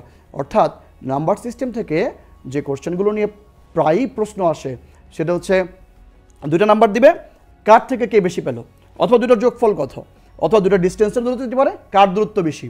এইগুলো কিন্তু একটু খুব ভালো করে করতে হবে। এটা করতে গেলে টুস কমপ্লিমেন্টটাও জানতে হবে, বিয়োগটাও জানতে হবে, কনভার্সনটা জানতে হবে। So conversion and two's complement is very much easy, এবং এটা যদি ভালো করে করতে পারো ইনশাআল্লাহ এখান থেকে তুমি একটা কোশ্চেন মাস্ট কমন পাবা। এই চ্যাপ্টার থেকে তুমি যদি অ্যান্সার করো, তোমার যদি এবং সেই অ্যান্সার যদি সঠিক হয়, নম্বর কেটে দেওয়ার মতো কারো সাধ্য নেই ইনশাআল্লাহ ফুল মার্কস পাবা, সেই প্রত্যাশা আগেই করছি আমরা। ওকে, এখন আমরা দেখি আমাদের এই যে একগুচ্ছ ফ্লিপফ্লপের সমন্বয়ে গঠিত, আমি অ্যান্সারটা বলে তোমার বলে দিচ্ছি, দেখে নাও। একগুচ্ছ ফ্লিপফ্লপের সমন্বয়ে গঠিত সার্কিট যা অস্থায়ী মেমোরি হিসেবে কাজ করে তাকে রেজিস্টার বলে। মনে রাখবা, একগুচ্ছ ফ্লিপফ্লপ। ফ্লিপফ্লপটা বলছিলাম 1 বিটে ডাটা ধারণ করতে পারে। ফ্লিপফ্লপ হচ্ছে এক প্রকার মেমোরি ইউনিট যেটা 1 বিটে ডাটা ধারণ করতে পারে। আমার বিসিডি কোডকে বাইনারি কোডে রূপান্তর কী করতে হয় তোমরা অলরেডি জানো, যে ডেসিমাল নাম্বার সিস্টেমে ব্যবহৃত প্রত্যেকটা অঙ্কে 4 বিট বিশিষ্ট বাইনারি সংখ্যা তুমি লিখে পরে যদি একসাথে সাজিয়ে লেখো সেটাই কিন্তু তোমার কি হয়ে যাচ্ছে, পরে যখন আমরা সাজিয়ে লিখলাম তখনই কিন্তু কি হয়ে যাচ্ছে যে এইটার ডেসিমাল, এইটার বিসিডি কোডে হচ্ছে এত। বাস এখন বলছে এত, এর বাইনারি কোড কত হবে। ওকে, বাইনারি কোড অর্থাৎ বাইনারি নাম্বার কত হবে, আমরা বাইনারি নাম্বার তোমার নিয়ে গেলা আমরা দেখলাম এটা। এখন এখানে একটা কোশ্চেন আছে, সেই কোশ্চেনটার উত্তরটা একটু খেয়াল করো। কি বলছে কোশ্চেনটা দেখো। কোশ্চেনটা হচ্ছে যে এত সমকক্ষ কোড, সমকক্ষ বিসিডি কোড বাইনারি সংখ্যার মধ্যে কোনটি বেশি বিট প্রয়োজন। কোনটি বেশি বিট প্রয়োজন, বিট মানে কি 0 আর 1, কোনটাতে বেশি প্রয়োজন। সো আগে আমি বিসিডি কোডকে বাইনারিতে নিলাম, দেখলাম এখানে 8 বিট হলো, আর আমাদের ডেসিমাল নাম্বারটাকে বাইনারিতে নিলাম, সেখানে দেখলাম আমাদের কয় বিট হলো বলো তো। হ্যাঁ ঠিকই বলেছো, 4 বিট। সো এর মধ্যে কোনটার বিট বেশি, বিসিডির বিট বেশি, বাইনারি বিট কম। তো আমরা এখানে দেখতে পাচ্ছি বিসিডি কোডের জন্য বেশি বিট প্রয়োজন। এই ধরনের কোশ্চেন যদি আসে তুমি এইভাবে অ্যান্সার করবা। এরপরে আসিফের অর্ধবার্ষিক পরীক্ষায় প্রাপ্ত নম্বরটি কত, অক্টালে দেওয়া আছে। বলছে এটাকে তুমি হেক্সাডেসিমালে রূপান্তর করো। ভেরি সিম্পল, আমরা কি করব, অক্টাল নাম্বার সিস্টেমে আমি সেকেন্ড হাফে তোমাদের খুব সহজ নিয়মে এই অক্টাল থেকে বাইনারি এবং বাইনারি থেকে হেক্সাডেসিমাল বা হেক্সাডেসিমাল থেকে বাইনারি এই রূপান্তর দেখিয়ে দিব। তার আগে তোমরা একটু দেখো যে তোমরা অলরেডি জানো যে অক্টাল নাম্বার সিস্টেমে ব্যবহৃত প্রতিটি অঙ্কের 3 বিট বিশিষ্ট বাইনারি মান লিখে পাশাপাশি সাজালে সেটা কি হয়ে যায়, অক্টাল থেকে বাইনারি। এরপরে সেই বাইনারিটা 4 বিট করে তুমি আলাদা করো, সেগুলোর যদি তোমার ভ্যালুটা লিখতে পারো, হেক্সাডেসিমাল ভ্যালুটা লিখতে পারো, তাহলে হেক্সাডেসিমাল হয়ে গেলো। অর্থাৎ অক্টাল থেকে হেক্সাডেসিমাল নিতে হয়। অক্টাল থেকে হেক্সাডেসিমাল নিতে গেলে কী করতে হবে, আগে বাইনারিতে আসবা, বাইনারিতে যেয়ে তারপর কিন্তু হেক্সাডেসিমালে যাবা। এইভাবে করেই তুমি অক্টাল থেকে হেক্সাডেসিমালে রূপান্তর করতে পারো। এরপরে কি হচ্ছে যে এই নাম্বারটি কম বা বেশি, আসিফ অর্ধবার্ষিক পরীক্ষা পেলো এত, তারপরে এখন বলছে এই নাম্বারটি থেকে এইটা কম বা বেশি কিনা। ভেরি সিম্পল, তুমি এরকম যদি কম বা বেশি, কে বেশি পেলো কম পেলো, এটা বুঝবা কিভাবে, এটা বোঝার একটাই তো টেকনিক, আমরা যে পদ্ধতিতে গণনা করতে পারি সেটাই তো সবচেয়ে আমরা নর্মাল পদ্ধতিতে যে পদ্ধতিতে গণনা করি, ডেসিমাল পদ্ধতি। অর্থাৎ তোমাকে কি করতে হবে, সেই অক্টালটাকে ডেসিমালে নিতে হবে, হেক্সাডেসিমাল যেটা থাকে সেটাকেও ডেসিমালে নিতে হবে। অর্থাৎ ডেসিমালে গেলেই না আমি বুঝতে পারবো যে এটার মানটা কতটুকু। এখানে আছে 80, এটা আছে আমাদের কত 112, কিন্তু এটা অক্টাল, তো আমি 112 কিন্তু বলতে পারবো না। সো 112 এই অক্টালকে ডেসিমালে যদি রূপান্তর করি, তোমরা এই পদ্ধতিও জানো, ডেসিমাল রূপান্তর করলে কত আসে 74। তো ভেরি সিম্পল, 74 বেশি নাকি 80 বেশি, তুমি তো বুঝতেই পারতেছো 80 বেশি। সো কত বেশি, এই 6 বেশি। এটা একটু সুন্দর করে তোমার বুঝিয়ে বলবা, তাহলে ভালো মার্কস পেয়ে যাবা। আমি বলেছিলাম নাম্বার সিস্টেম থেকে যে কোশ্চেনগুলো আসবে, আমরা এবার একটু যশোর বোর্ডেও যাই। আমরা বলেছি সারা বাংলাদেশে অভিন্ন প্রশ্নপত্র পরীক্ষা হচ্ছে কিন্তু। সো শুধুমাত্র ঢাকা বোর্ড, কুমিল্লা বোর্ড করব, বরিশাল বোর্ড করব না, যশোর বোর্ড করব না, তা কিন্তু হবে না। তাই যেটা করেছি আমরা বিগত সালে 17তে বলো 16তে বলো কী কোশ্চেন সারা বাংলাদেশে বিভিন্ন বোর্ডে এসছে, তার কোশ্চেন এবং অ্যান্সার নিয়ে কিন্তু আজকের ক্লাসটি আমরা করছি। সো আজকের এই আইসিটি ক্লাসটি করার পর আশা করি আইসিটি সাবজেক্ট নিয়ে ভয় তোমাদের অনেকটুকু কেটে যাবে এবং তোমার প্রিপারেশন কিন্তু অনেক ভালো হয়ে যাবে। সো আইসিটির ভয় এখনই করব জয়। চলো আমরা দেখি কিভাবে করি। দেখো, শফিক, শিফা এবং তনয় তিনজনের মধ্যে তথ্য যোগাযোগ প্রযুক্তিতে প্রাপ্ত নম্বর যথাক্রমে এত। এটা বেস কি 2, তার মানে ডেফিনেটলি বাইনারি, এটা তোমাকে বোঝাতে হচ্ছে না। 8 octal, 4A 16 hexadecimal. Very simple. So আমরা দেখি এবার কি আছে এখানে। সংখ্যা পদ্ধতি বলতে কি বোঝায়, ওকে, সংখ্যা পদ্ধতি বলতে কি বোঝায় অলরেডি তুমি জানো। সংখ্যা প্রকাশ করার পদ্ধতি, সেটা হচ্ছে সংখ্যা পদ্ধতি। সাধারণত কিভাবে লিখবা, কার পরে কীভাবে লিখতে হয়, কোন কোন মৌলিক চিহ্ন ব্যবহৃত হয়, এইগুলো নিয়ে যেখানে আলোচনা করা হয়। অর্থাৎ বিভিন্ন সাংকেতিক চিহ্ন বা মৌলিক চিহ্ন বা অঙ্ক ব্যবহার করে সংখ্যা লেখা এবং প্রকাশ করার পদ্ধতির নামে কিন্তু সংখ্যা পদ্ধতি বা নাম্বার সিস্টেম। নাম্বার সিস্টেম কি তুমি জানো, কত প্রকার, 2 প্রকার, পজিশনাল, নন পজিশনাল। পজিশনালটা কি, নন পজিশনালটা কি, কোথায় ব্যবহার করা হয়, এটা একটু তুমি যদি জেনে নাও তাহলে কিন্তু এই ধরনের কোশ্চেন আনসার করা তোমার কাছে কোনো ব্যাপারই না। ওকে, আমরা এরপর দেখব আমাদের খ নম্বর কোশ্চেনে যেটা আছে, এত সংখ্যাটিকে পজিশনাল সংখ্যা পদ্ধতি বলা হয় কেন? ওকে, এত সংখ্যা পদ্ধতিকে পজিশনাল সংখ্যা পদ্ধতি বলা হয় কেন? কারণ এখানে যে এক আছে আর এখানে যে এক আছে, দুইটার মান কিন্তু এক না। আমরা জানি একক দশক। ওকে, তো এটার মান 10, এটার মান 1, এই জন্য এটাকে সাধারণত পজিশনাল সংখ্যা পদ্ধতি বলা হয়। এই ধরনের কোশ্চেনও তোমাদের আসতে পারে এবং এটার অ্যান্সারটাও কিন্তু তোমার, ওকে আমরা এটা দেখে নেব যে এটা কিন্তু এইখানে অ্যান্সারটা হচ্ছে এইটা, এত পজিশনাল সংখ্যা পদ্ধতি, কেননা এটার মধ্যে এই জিনিসগুলো বিদ্যমান, তাই এটা একটু ভালো করে পড়ে নেবে। এটার অ্যান্সারটা হচ্ছে এটা, এত একটি পজিশনাল সংখ্যা, কেননা পজিশনাল সংখ্যার সকল বৈশিষ্ট্য এই সংখ্যাটিতে বিদ্যমান।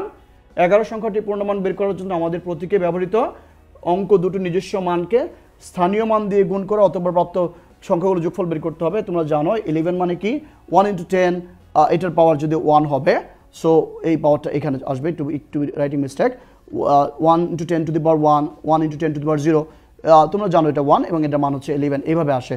অর্থাৎ এই 1টার মান 10 আর এই 1টার মান 1, দুইটা মিলে হলো 11।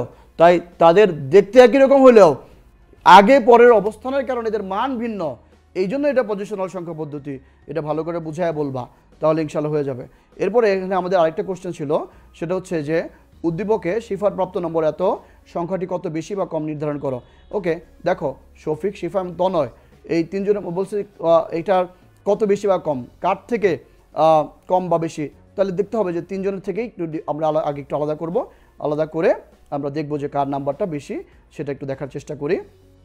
আমরা এটি 13 নম্বরটি এত, আমরা এটাকে খ নম্বরে আমাদের, ওকে এটা অলরেডি তুমি পারবা, সেটা হচ্ছে যে ডেসিমালে রূপান্তর করে নাও, ডেসিমালে রূপান্তর করেই বোঝা যাবে কার নাম্বারটি কত বেশি। এখানে সেই সিফার আমাদের এই কোশ্চেন অ্যান্সারটা এখানে আছে, আমরা একটু দেখে নেই সিফার নাম্বারটিকে কীভাবে আমাদের এখানে দেখো প্রাপ্ত নম্বর এত, ডেসিমাল সমতুল্য ডেসিমাল মানে নিবা এবং সেটা তুমি কীভাবে নিতে অলরেডি তোমরা জানো, মান আসলো এত, এরপর ডেসিমাল মান যেটা আছে সেটা ডেসিমাল মান, তোমরা এই পদ্ধতিগুলো অর্থাৎ কীভাবে এটা কার নাম্বার বেশি বা কম, এই ধরনের প্রশ্ন কিন্তু প্রায়ই আসে। তার জন্য কী করতে হবে, প্রত্যেকটাকে ডেসিমালে কনভার্ট করা শিখতে হবে। এই জন্য একটা জিনিস মনে রাখো, কনভার্সন যখন করবা অক্টাল থেকে ডেসিমাল, বাইনারি থেকে ডেসিমাল, হেক্সাডেসিমাল থেকে ডেসিমাল, অর্থাৎ এগুলো থেকে দশমিক মান আমরা প্রচলিত পদ্ধতি ব্যবহার করি। কীভাবে বের করতে হয়, জাস্ট সিম্পলি বেস গুণ করে দিবা, তুমি এই পদ্ধতিগুলো জানো, তোমরা সেভাবে করলে হয়ে যাবে। এই মুহূর্তে এটা বোঝানোর খুব বেশি কিছু নেই। আমরা আগেই বলেছিলাম যে এবার সমস্ত বোর্ড বলো, সব বোর্ড, তারপরে মাদ্রাসা বোর্ড, সমস্ত বোর্ডে একই প্রশ্নে সাধারণত পরীক্ষা হচ্ছে। আর আইসিটি সাবজেক্টে যেহেতু সবার জন্য কমন, তাই মাদ্রাসা বোর্ডের কোনো কোশ্চেনে কিন্তু আমরা বাদ দিই না। আমরা মাদ্রাসা বোর্ডে একটি কোশ্চেন নিয়ে আলোচনা করতে চাই, সেটা হচ্ছে একটি রাউটার ও হাবের মূল্য যথাক্রমে এত এবং এত। ওকে, রাউটার ও হাবের মূল্য আমাদের দেওয়া আছে দুইটা। মৌলিক গেট কি, নর গেট, সার্বজনীন গেট ব্যাখ্যা করো, হাবের মূল্য দশমিকে কত সেটা বের করো, রাউটার ও হাবের মূল্যের পার্থক্য হেক্সাডেসিমালে প্রকাশ করো। আমি তোমাদের এই ক্লাসটি শুরু করার আগেই, এই চ্যাপ্টারটি শুরু করার আগেই বলেছিলাম হাব আর সুইচের মধ্যে যে পার্থক্যের বিষয়টি, সেটাও কিন্তু খুব ইম্পর্টেন্ট। তোমরা অলরেডি জানো যে মৌলিক গেট কি, আগে জানো লজিক গেট কি, সেটা হচ্ছে বুলিয়ান অ্যালজেব্রার ব্যবহারিক প্রয়োগের জন্য সাধারণত আমরা যে সকল সার্কিট আমরা ইউজ করি সেগুলোকে কিন্তু বলা হচ্ছে লজিক গেট বা লজিক সার্কিট। এবং সেগুলো কি কয় প্রকার, সাধারণত মৌলিক গেট আর যৌগিক গেট। যৌগিক গেট আবার মধ্যে যৌগিক গেট, সেটা মৌলিক গেট, যৌগিক গেট, এর মধ্যে আবার সার্বজনীন গেট, আবার বিশেষ গেট আছে। মৌলিক গেটগুলো কি কি, সেটা হচ্ছে যে সকল গেট অন্য কোনো গেটের সাহায্য ছাড়াই তোমার তৈরি করা যায় সেগুলোকে মৌলিক লজিক গেট বলা হয়। এবং মৌলিক লজিক গেট কি সেটা আমরা জানি। এবং তোমার দেখো কি বলেছে এখানে, নর গেট, সার্বজনীন গেট ব্যাখ্যা করো। এই ধরনের কোশ্চেন তোমরা অলরেডি অ্যান্সার করেছো, তারপরেও তোমরা একটু দেখো যে নর গেট একটি সার্বজনীন গেট, এখানে কিন্তু এই কোশ্চেনটাও আসতে পারে, ন্যান্ড গেট একটি সর্বজনীন গেট। আগে বলবা সর্বজনীন গেট যদি বলে, পরীক্ষা যদি আসে সর্বজনীন গেট কাকে বলে, যে সকল গেটের সাহায্যে সকল মৌলিক গেট সহ অন্যান্য সকল গেট বাস্তবায়ন করা যায়। আমি আবার বলছি, যে সকল গেটের সাহায্যে, লজিক গেটের সাহায্যে মৌলিক গেট সহ অন্যান্য সকল গেটের কাজ করা যায় বা অন্যান্য সকল গেট বাস্তবায়ন করা যায়, সে সকল গেটকেই কিন্তু সর্বজনীন গেট বলা হয় বা ইংরেজিতে বলা হয় ইউনিভার্সাল গেট। সো এটা খেয়াল করবা, এইটা যখন অ্যান্সার করবা, যদি বলে যে প্রমাণ করো যে নর গেট একটি ইউনিভার্সাল গেট বা সর্বজনীন গেট বা ন্যান্ড গেট একটি ইউনিভার্সাল গেট বা সর্বজনীন গেট, তখন যেটা করবা সেটা হচ্ছে কি, সেটা হচ্ছে এই দেখাবা যে এই নট গেটের মতো কাজ করে, এই নট গেটটা অর গেটের মতো কাজ করে এবং এই নর গেটটাই তোমার অ্যান্ড গেটের মতো কাজ করে। এই তিনটা জিনিস সব জায়গায় আছে তোমরা একটু যদি দেখে নিতে পারো এই 3টা জিনিস লিখলেই কিন্তু তুমি এই বাস্তবতা পেয়ে যাবা। এই কোয়েশ্চেনগুলো অনেক ইজি, তোমরা এই কোয়েশ্চেনগুলো দেখে কাজ করে ফেলতে পারো। হ্যাঁ, এখানে কিন্তু আমার মর্গানস লটাও আছে, একটু খেয়াল করে দেখবা। মর্গানস লটা কিন্তু ভালো করে প্র্যাকটিস করলে অনেক ভালো মার্কস পাওয়া যাবে।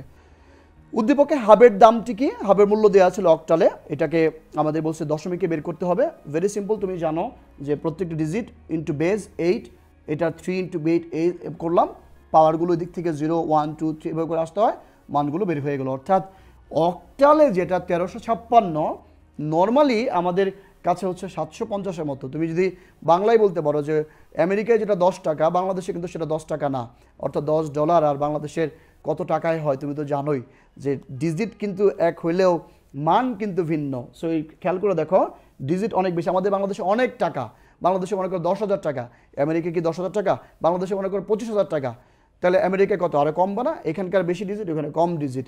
এটার যে পার্থক্যগুলো হচ্ছে তোমার সংখ্যা পদ্ধতির বেজের কারণে হয়ে গেলো, এটা খেয়াল রাখবা। এরপরে এখানে একটা কোশ্চেন ছিল, কি কোশ্চেন ছিল বলো? আমি বললাম যে তোমাদের চ্যাপ্টার 3 এর কিন্তু লজিকের থেকে কোশ্চেন আসবে। রাউটার হাবের মূল্য মধ্যে হেক্সাডেসিমালে প্রকাশ করো। ভেরি সিম্পল, এখানে হচ্ছে রাউটার দেওয়া আছে অক্টালে আর হাব দেওয়া আছে তোমার হেক্সাডেসিমালে, দুইটাকে তুমি মনে করো যে হেক্সাডেসিমালে প্রয়োগ করে ফেলবা, বাস কোনটা বেশি কোনটা কম এটাও তুমি বের করতে পারবা। এবার চলে আসছো যে ঢাকা বোর্ডে 2016-তে কী ধরনের কোশ্চেন আর কী ধরনের কোশ্চেন এসেছিল। একটা উদ্দীপক দেওয়া আছে, very simple, F equal to A not B plus A B not, এবং আরটা এভাবে দেখো বিসিডি কি, বাইনারি কোডেড ডেসিমাল, বিসিডি কি বাইনারি কোডেড ডেসিমাল, অর্থাৎ ডেসিমাল সংখ্যাকে বাইনারি কোড করে আমরা প্রকাশ করার পদ্ধতি। 1 + 1 = 1 ব্যাখ্যা করো, 1 + 1 = 1, এটা তুমি ব্যাখ্যা করো বুলিয়ান অ্যালজেব্রার মাধ্যমে, যে 1 + 1 1 এখানে যাই নাও না কেন সেটা হয়। এখানে এটা এরকম থাকতে পারে 1 + 1 + 1, 3টা 1 দিয়ে দেখলে কোশ্চেনটা অনেক বেশি ইজি হয়, যে এটা কিন্তু তখন তুমি বাইনারি অ্যালজেব্রা নিতে পারবে না, বুলিয়ান অ্যালজেব্রা চলে যেতে হবে। এবং উপরে ফাংশনটির আলোকে সত্যক সারণী তৈরি করো। ওকে, দেন সত্যক সারণী কীভাবে তৈরি করতে পারবা? তোমরা তো জানো সার্কিট থেকে কীভাবে সত্যক সারণী, দেখো আমি তোমাকে দেখাই দিচ্ছি। বিসিডি হচ্ছে বাইনারি কোডের ডেসিমাল, দশমিক সংখ্যাকে বাইনারি সংখ্যায় প্রকাশের জন্য বিসিডি কোড ব্যবহার করা হয়। এবং বুলিয়ান অ্যালজেব্রার ক্ষেত্রে যেসব নিয়ম মেনে চলে একটু খেয়াল করে দেখবে এটা প্রকরণ।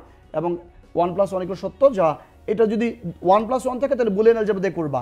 ওকে, অ্যান্ড তোমার মনে করো যে সাধারণত এটা বাইনারি এডিশনের মতো না, তোমার বুলিয়ান অ্যালজেব্রা দিয়ে প্রমাণ করবা। তারপরে এর সত্যক সারণী তৈরি করো। তোমরা যেটা করবা সেটা হচ্ছে যে আমরা এই প্রত্যেকে যেটা করব যে কী কী ভেরিয়েবল ছিল, এ বি, তারপরে A not B plus B not C, আচ্ছা একটু ফাংশনটা চেঞ্জ হয়ে গেছে, A not B plus B not C, এটা ঠিকই আছে এটা। তাহলে A B C, A not B not C not, তারপরে এ নট বি, এখানে এ নট হবে, এখানে বি নট হবে, A not B plus B not C, মানটা এভাবে বের করবা, ফাইনালি বের করে দেখায় দিবা। অর্থাৎ এই একটা ফাংশন থেকেও কিন্তু ট্রুথ টেবিল আঁকতে হতে পারে।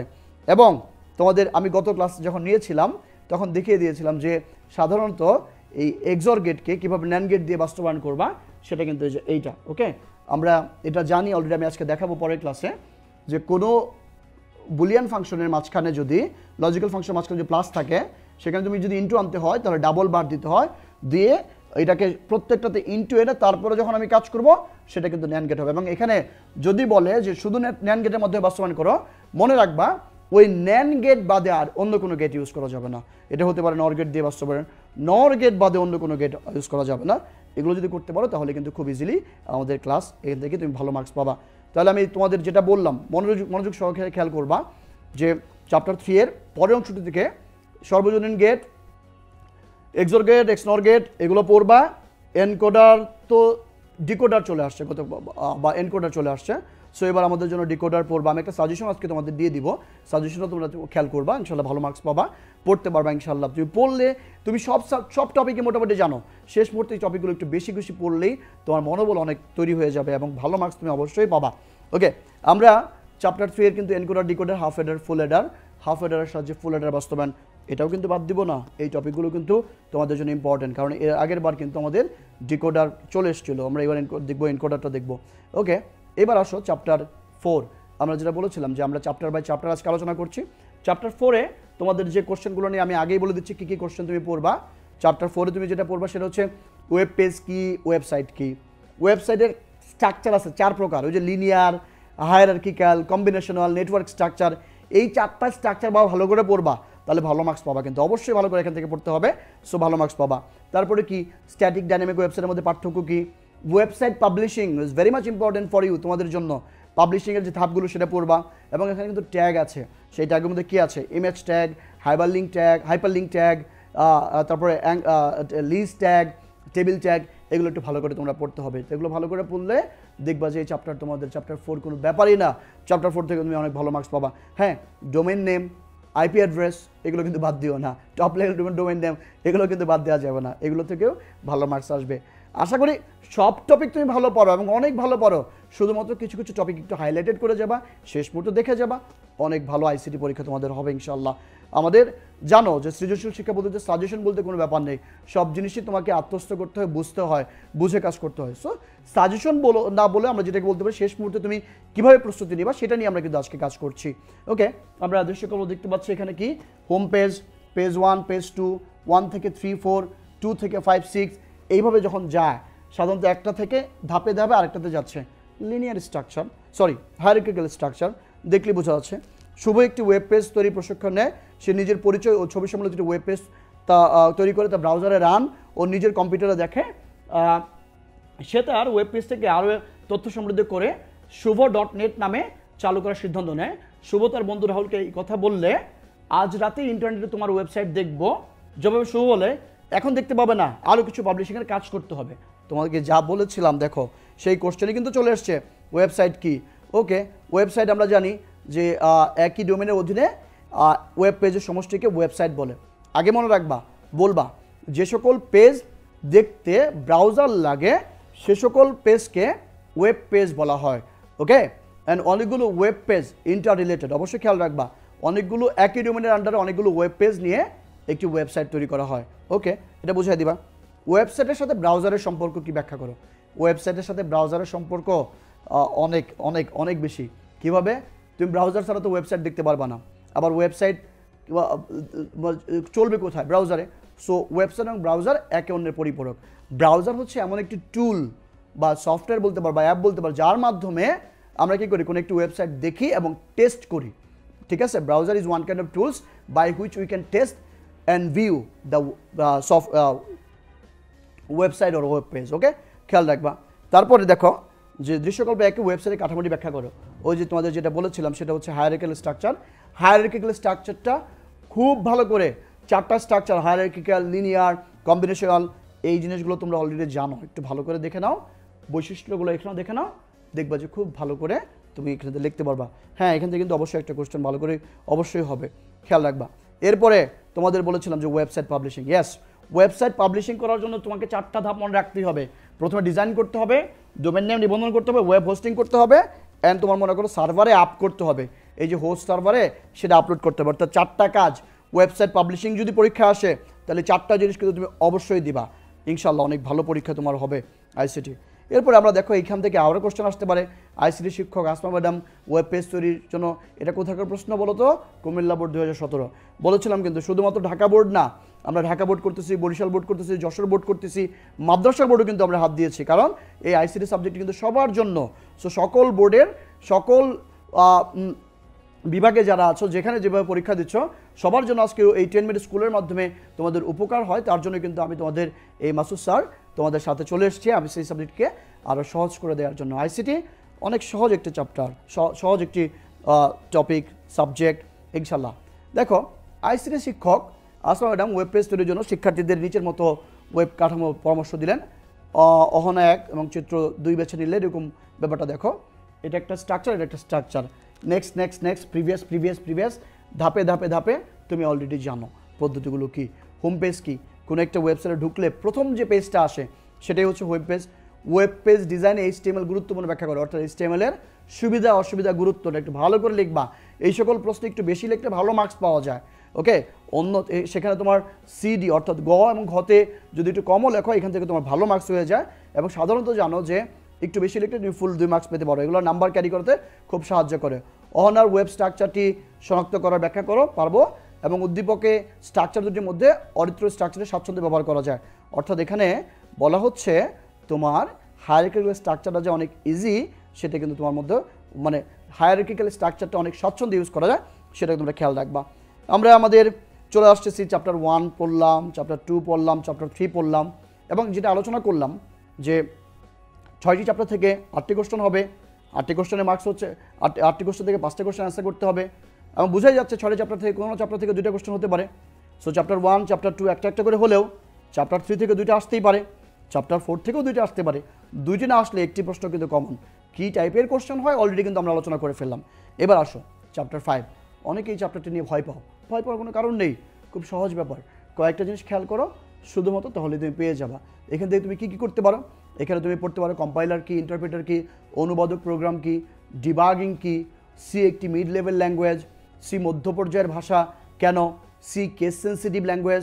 কেস সেন্সিটিভ ল্যাঙ্গুয়েজ মানে কি আপার কেস লোয়ার কেস, অর্থাৎ সি প্রোগ্রাম একটি কেস সেন্সিটিভ ল্যাঙ্গুয়েজ। যদি তোমাকে বলে তুমি কি করবা, বলবা যে সি প্রোগ্রামে ছোট হাতের বড় হাতের অক্ষর এটা কি আইডেন্টিফাই করতে পারে, দাড়ি কমা কোনো জায়গায় কোনো ছোট্ট একটা ভুল হলে সেটা তোমার কাজ করে না, এটা হচ্ছে কেস সেন্সিটিভ ল্যাঙ্গুয়েজ, অর্থাৎ খুবই সেন্সিটিভ ব্যাপার কাজ করে। কম্পাইলার ইন্টারপ্রেটারের পার্থক্য কী, তারপরে মেশিন ল্যাঙ্গুয়েজ, তারপরে তোমার মনে করো যে আমাদের পরের যে ল্যাঙ্গুয়েজগুলো সেগুলোর মধ্যে কোনটার পার্থক্যগুলো যেগুলো আছে সেগুলো আমরা কিন্তু পড়বো। Okay, high level language, low level ল্যাঙ্গুয়েজের কথা আমি বলতেছিলাম আসলে সেটা। ওকে, এছাড়াও এখানে তোমার আরও কিছু প্রোগ্রাম আছে, খুব সহজ কিছু প্রশ্ন, জাস্ট খালি কি অ্যালগরিদম, ফ্লোচার্ট আর সি প্রোগ্রাম। অ্যালগরিদম, ফ্লোচার্ট এবং সি প্রোগ্রামের মধ্যে কী কী পড়তে হবে আমি তোমাদের আগেই তোমরা অলরেডি জানো, তারপর একবার একটু মনে করে দিচ্ছি। সেখান থেকে যেটা যেটা পড়বা, সেলসিয়াস থেকে ফারেনহাইট, খুব ইম্পর্টেন্ট একটা টপিক বলতে পারো, 2017-16 এটা ঢাকা বোর্ডে এসেছে। সেলসিয়াস থেকে ফারেনহাইট কনভার্সন, ফারেনহাইট থেকে সেলসিয়াস কনভার্সন পড়ে নিবা। তারপরে কি তোমার 3টে সংখ্যার অ্যাভারেজ, তারপরে ক্ষেত্রফল সংক্রান্ত বিষয়, তারপরে কি আছে আমাদের তোমার জোড় বিজোড় সংখ্যা বের করা, এটা শিখবা। তারপরে আর কি আছে এখান থেকে, লিপিয়ার, এটা খুব ভালো করে লিপিয়ার, সেলসিয়াস থেকে ফারেনহাইট, তারপরে জোড় বিজোড় সংখ্যা বের করা, 3টি সংখ্যার গড় বের করা, 3টি সংখ্যার মধ্যে কোনটা বড় বা 2টি সংখ্যার মধ্যে কোনটা বড়, এই ধরনের প্রোগ্রামগুলো করলেই সারা বাংলাদেশের জন্য যেহেতু প্রশ্নটা হবে, এই ধরনের কোশ্চেনগুলো তুমি যদি লিখতে পারো, প্রোগ্রামটা তুমি লিখতে পারো, তুমি ভালো মার্কস পাবা। এখানে দেখো আমাদের এখানে একটি ফ্লোচার্ট দেওয়া আছে, স্টার্ট। তুমি ফ্লোচার্ট দেওয়ার সময় অবশ্যই এই আকৃতিগুলো খেয়াল রাখবা, অর্থাৎ স্ট্রাকচারের এগুলোর সাইজ যতই হোক না কেন, সাইজ বড় ছোটো হতে পারে, কিন্তু আকৃতিতে যেন কোনো ভুল না হয় সেটা খেয়াল রাখবা। এই ওভাল, স্টার্ট, এটাতে আবার এন্ডিং, এটা হচ্ছে তোমার প্রসেস, এটা ইনপুট, এটা আউটপুট, এগুলোর খেয়াল রাখবা। ওকে, সো আমরা দেখো এখানে কি কম্পাইলার কি, অ্যালগরিদম কোডিংয়ের পূর্বশর্ত। কম্পাইলার হচ্ছে যে তোমার কি করে, যে মানুষের ভাষাকে মেশিনের ভাষায় রূপান্তর করে দেয়, বুঝতে যে সাহায্য করে, সেটা হচ্ছে কম্পাইলার বা অনুবাদক প্রোগ্রাম। ওকে, অ্যালগরিদম কোডিংয়ের পূর্বশর্ত, কোডিংয়ের এটা তুমি পড়ে নিবা। সি ভাষায় প্রোগ্রাম লেখো, ওই যে তোমার সেলসিয়াস থেকে ফারেনহাইট, তোমরা অলরেডি এটা জানো, বিভিন্ন বইয়েও তোমাদের এটা আছে, program to convert Celsius to Fahrenheit কীভাবে করা হয়, এটা তোমরা যদি দেখতে পারো খুব ইজিলি তোমরা এটা পারবা। আশা করি খুব সহজেই তোমাদের এটা হয়ে গেল। তারপরে তোমার আমাদের এখানে যে 4 নম্বর প্রশ্নটা ছিল, প্রোগ্রাম তৈরি কীভাবে, ধাপগুলো, অর্থাৎ ওই প্রোগ্রাম তৈরির ধাপ আছে 7টা ধাপ, 7টা ধাপ একটু পড়ে নেবা। কোনো বই আবার 6টা বা 5টাও আছে, একটু দেখে নেবা। এরপরে আবার এখানে কি দেখো, যে কুমিল্লা বোর্ডে 2016-তে যে কোশ্চেনটা এসেছিলো, সেটা হচ্ছে 2টা চিত্র দেওয়া আছে, ত্রিভুজ। অবশ্যই এইরকম ত্রিভুজ যদি দেয়, খেয়াল রাখবা যে আইসিটি প্রশ্ন ত্রিভুজ কেন আসলো, তবে এটা কি বিষমবাহু নাকি সমদ্বিবাহু নাকি তোমার মনে করো সমবাহু ত্রিভুজ, এটা খেয়াল রেখো। তারপরে তোমার একটা সার্কেল। ওকে, আমরা দেখলাম, বুঝলাম। এখন বলছে তনয় কম্পিউটারের সি প্রোগ্রাম ব্যবহার করে চিত্র 2-এ অঙ্কিত বিষয়টি ক্ষেত্রফল নির্ণয় করো, মানে বৃত্তের ক্ষেত্রফল বের করে। একটু আগে বলেছিলাম তোমাকে ক্ষেত্রফল সংক্রান্ত ব্যাপারগুলো কাজ করবা। তবে এক ক্ষেত্রফল ধাপের বের করা, অর্থাৎ ত্রিভুজের ক্ষেত্রফল। প্রোগ্রাম কি, প্রোগ্রাম হচ্ছে যে কোনো সমস্যা সমাধানের জন্য ধারাবাহিকভাবে তোমার কম্পিউটার ভাষায় কিছু কমান্ডের সমষ্টি হচ্ছে প্রোগ্রাম, এটা ভালো করে খেয়াল রাখবা। তারপরে অনুবাদক প্রোগ্রামের কম্পাইলার বেশি উপযোগী, ওই কম্পাইলার আর ইন্টারপ্রেটার দুইটা তো আলাদা জিনিস। ইন্টারপ্রেটার হচ্ছে স্টেপ বাই লাইন কাজ করে, কম্পাইলার হোল প্রোগ্রামটা নিয়ে কাজ করে। এই ব্যাপারগুলো একটু বুঝিয়ে বলবো, তাহলেই হয়ে গেল কিন্তু। ওকে, কম্পাইলার ইন্টারপ্রেটার পার্থক্য কিন্তু খুব ইম্পর্টেন্ট, এটা কিন্তু অবশ্যই ভালো করে পড়বা। আইসিটি পরীক্ষার চ্যাপ্টার 5-এও কিন্তু চিন্তা কিন্তু প্রায় শেষ হয়ে যাচ্ছে এখন। ওকে, দেন আমরা দেখি যে আমাদের সেখানে কী কী আছে, কম্পাইলার, প্রি ইন্টারপ্রেটার কি, তারপরে ফ্লো চার্ট যে বের করলাম 3টি সংখ্যার, যদিও এখানে একটা রুট হবে। ওকে, কারণ আমরা জানি সমদ্বিবাহু ত্রিভুজের ক্ষেত্রফলের সূত্র কি, √s × s - a × s - b × s - c, right? এটা মনে আছে নিশ্চয়ই তোমাদের ব্যাপারটা, এখানে একটা √ওভার হবে, তাহলে মোটামুটি হয়ে যাবে। অর্ধপরিসীমা তো a + b + c/2 অর্ধপরিসীমা অর্থাৎ ক্ষেত্রফলের সূত্রটা তুমি যদি জানো, যা সেখানে যদি বসায় দিতে পারো, আর এর আগে সি প্রোগ্রাম রিলেটেড যে প্রোগ্রাম ক্লাসগুলো আছে একটু তুমি যদি দেখতে পারো ইনশাল্লাহ ফ্যান্টাস্টিক প্রিপারেশন তোমার কিন্তু হয়ে যাবে। আইসিটিতে ভয় আরও করবা, আর করার কিছু নাই কিন্তু ইনশাল্লাহ অনেক ভালো পরীক্ষা হবে। ওকে, দেন আমাদের এই প্রোগ্রাম বের করে ফেললাম। এবার আসো যে সর্বশেষ চ্যাপ্টার 6, খুব বেশি ভয়ের কোনো কারণ নেই। চ্যাপ্টার 6 থেকে একটা কোশ্চেন হবেই, সেখান থেকে কী কী পড়বা, ডিবিএমএস কি, ডাটাবেস ম্যানেজমেন্ট সিস্টেম কি, আর ডিবিএমএস কি, রিলেশনাল ডাটাবেস ম্যানেজমেন্ট সিস্টেম কি, কয়েকটি 4th জেনারেশন ডাটাবেস প্রোগ্রামিং ল্যাঙ্গুয়েজের নাম বলো, ডাটাবেজের যে ডাটার যে আমাদের প্রকারভেদগুলো আছে সেগুলো একটু পড়ে নিবা, বাস হয়ে যাবে। রিলেশনাল ডাটাবেজে কি 1 to 1, 1 to many, many to many, many to 1, এই ধরনের রিলেশনগুলো পড়বা। ইয়ার ডায়াগ্রাম তো এখন তোমাদের বেশি নাই, আর অনেক ক্ষেত্রে এসকিউএলের কমান্ড খুব বেশি আসে না, তারপর এসকিউএলের কমান্ডটা একটু দেখে নিবা। এরপরে কি ডাটা সিকিউরিটি, এনক্রিপশন ডিক্রিপশন পড়ে নিবা, সাইফার টেক্সট কি, প্লেন টেক্সট কি, এটা পড়বা। বিন্দাস, আইসিটি পরীক্ষা অনেক ভালো হবে। সো আমরা তারপর একটু দেখি এখানে কি কি আছে। যে আমাদের দুটো টেবিল দেওয়া থাকবে, name, roll, name, address, roll, group, result. বলছে ডেটাবেস কি। ওকে, ডেটাবেস কি, ডাটা হচ্ছে তোমার, ডাটা শব্দের অর্থ হচ্ছে তোমার উপাত্ত, বেস শব্দ হচ্ছে ঘাঁটি, ডাটাবেস মানে হচ্ছে উপাত্তের ঘাঁটি। ওকে, বা সমাবেশ, তাহলে সম্পর্কযুক্ত, পরস্পর সম্পর্কযুক্ত এক বা একাধিক ডেটা টেবিল বা ফাইলের সমষ্টি হচ্ছে ডেটাবেস। তোমরা অলরেডি কি ফাইল কি, রেকর্ড কি, কলাম এগুলো সব ভালো করে মোটামুটি জানো, এগুলো নিয়ে তোমাদের খুব বেশি কিন্তু প্রবলেম আশা করি নেই। তোমাদের এই আইসিটি সিলেবাস কিন্তু প্রায় শেষ হয়ে যাচ্ছে, আমাদের চ্যাপ্টার 6 থেকে চলে যাচ্ছে। এবং ডাটাবেজের এখানে বলছে যে তোমার খ নম্বর কোশ্চেনে বলছে, দেখো বলছে যে মেমো ডাটা টাইপ কেন ব্যবহার করা। মেমো হচ্ছে তোমার মনে করো যে আমরা কি করি যে অনেক বেশি ধরনের কোনো ডাটা লেখার জন্য হচ্ছে ডাটাবেজে অনেক বেশি পরিমাণ আলফানিউমিক তথ্য সংরক্ষণ করার জন্য এই মেমোটা ইউজ করি। সাধারণত ওই যে ডাটাবেজে একটা ফিল্ড দেখো না, ফিল্ডের মধ্যে কি থাকে, আপনার অভিজ্ঞতা লিখুন, আপনি হবি লিখুন, আপনি শখ লিখুন, প্রিয় অর্থাৎ আদার্স কোয়ালিফিকেশন লিখুন, কালচারাল অ্যাক্টিভিটিস লিখুন। এইগুলো তো মনে করো অনেকগুলো ওয়ার্ডে লিখতে হয় সাধারণত, ওইটাও তো একটা ডাটা টাইপ, ওটা একটা লিমিটেশনও আছে, ওইগুলো সাধারণত মেমো টাইপ, ওইটা খেয়াল রাখবা। তারপরে ফিল্ড, রেকর্ড এগুলোর মধ্যে সম্পর্ক কী করবা, দুইটি টেবিলের মধ্যে কীভাবে সম্পর্ক তৈরি করা যায়, এই জিনিসগুলো তুমি যদি ভালো করে পড়তে পারো আশা করি তোমাদের আইসিটি এই সাবজেক্টের প্রিপারেশন 100% তোমাদের কমপ্লিট হয়ে যাবে। আমি যেটা আবারও ফাইনালি তোমাকে বলে দিচ্ছি, chapter 1, chapter 2, chapter 3, chapter 4, chapter 5, 6, 6টা চ্যাপ্টার থেকে 8টা কোশ্চেন আসবে, কোনো একটা চ্যাপ্টার থেকে 2টা কোশ্চেন হয়ে যেতে পারে। সো নো প্রবলেম, তুমি 1, 2, 3 আবারও বলছি 4, 6 আগে ভালো করে পড়ো, তারপরে 5-এ চলে যাও, প্রিপারেশন নাও, ফাটাফাটি প্রিপারেশন হবে। আইসিটি সাবজেক্টে অনেক ভালো করবা। আইসিটির ভয় আজকের ক্লাসের মাধ্যমে আবারও হয়ে যাক জয়। সে প্রত্যাশায় খুব ভালো পরীক্ষা হোক, সোমবার দিনটি হোক শুধুমাত্র তোমার এবং আইসিটি ভয়। সে পর্যন্ত বিদায়, টাটা, গুড বাই।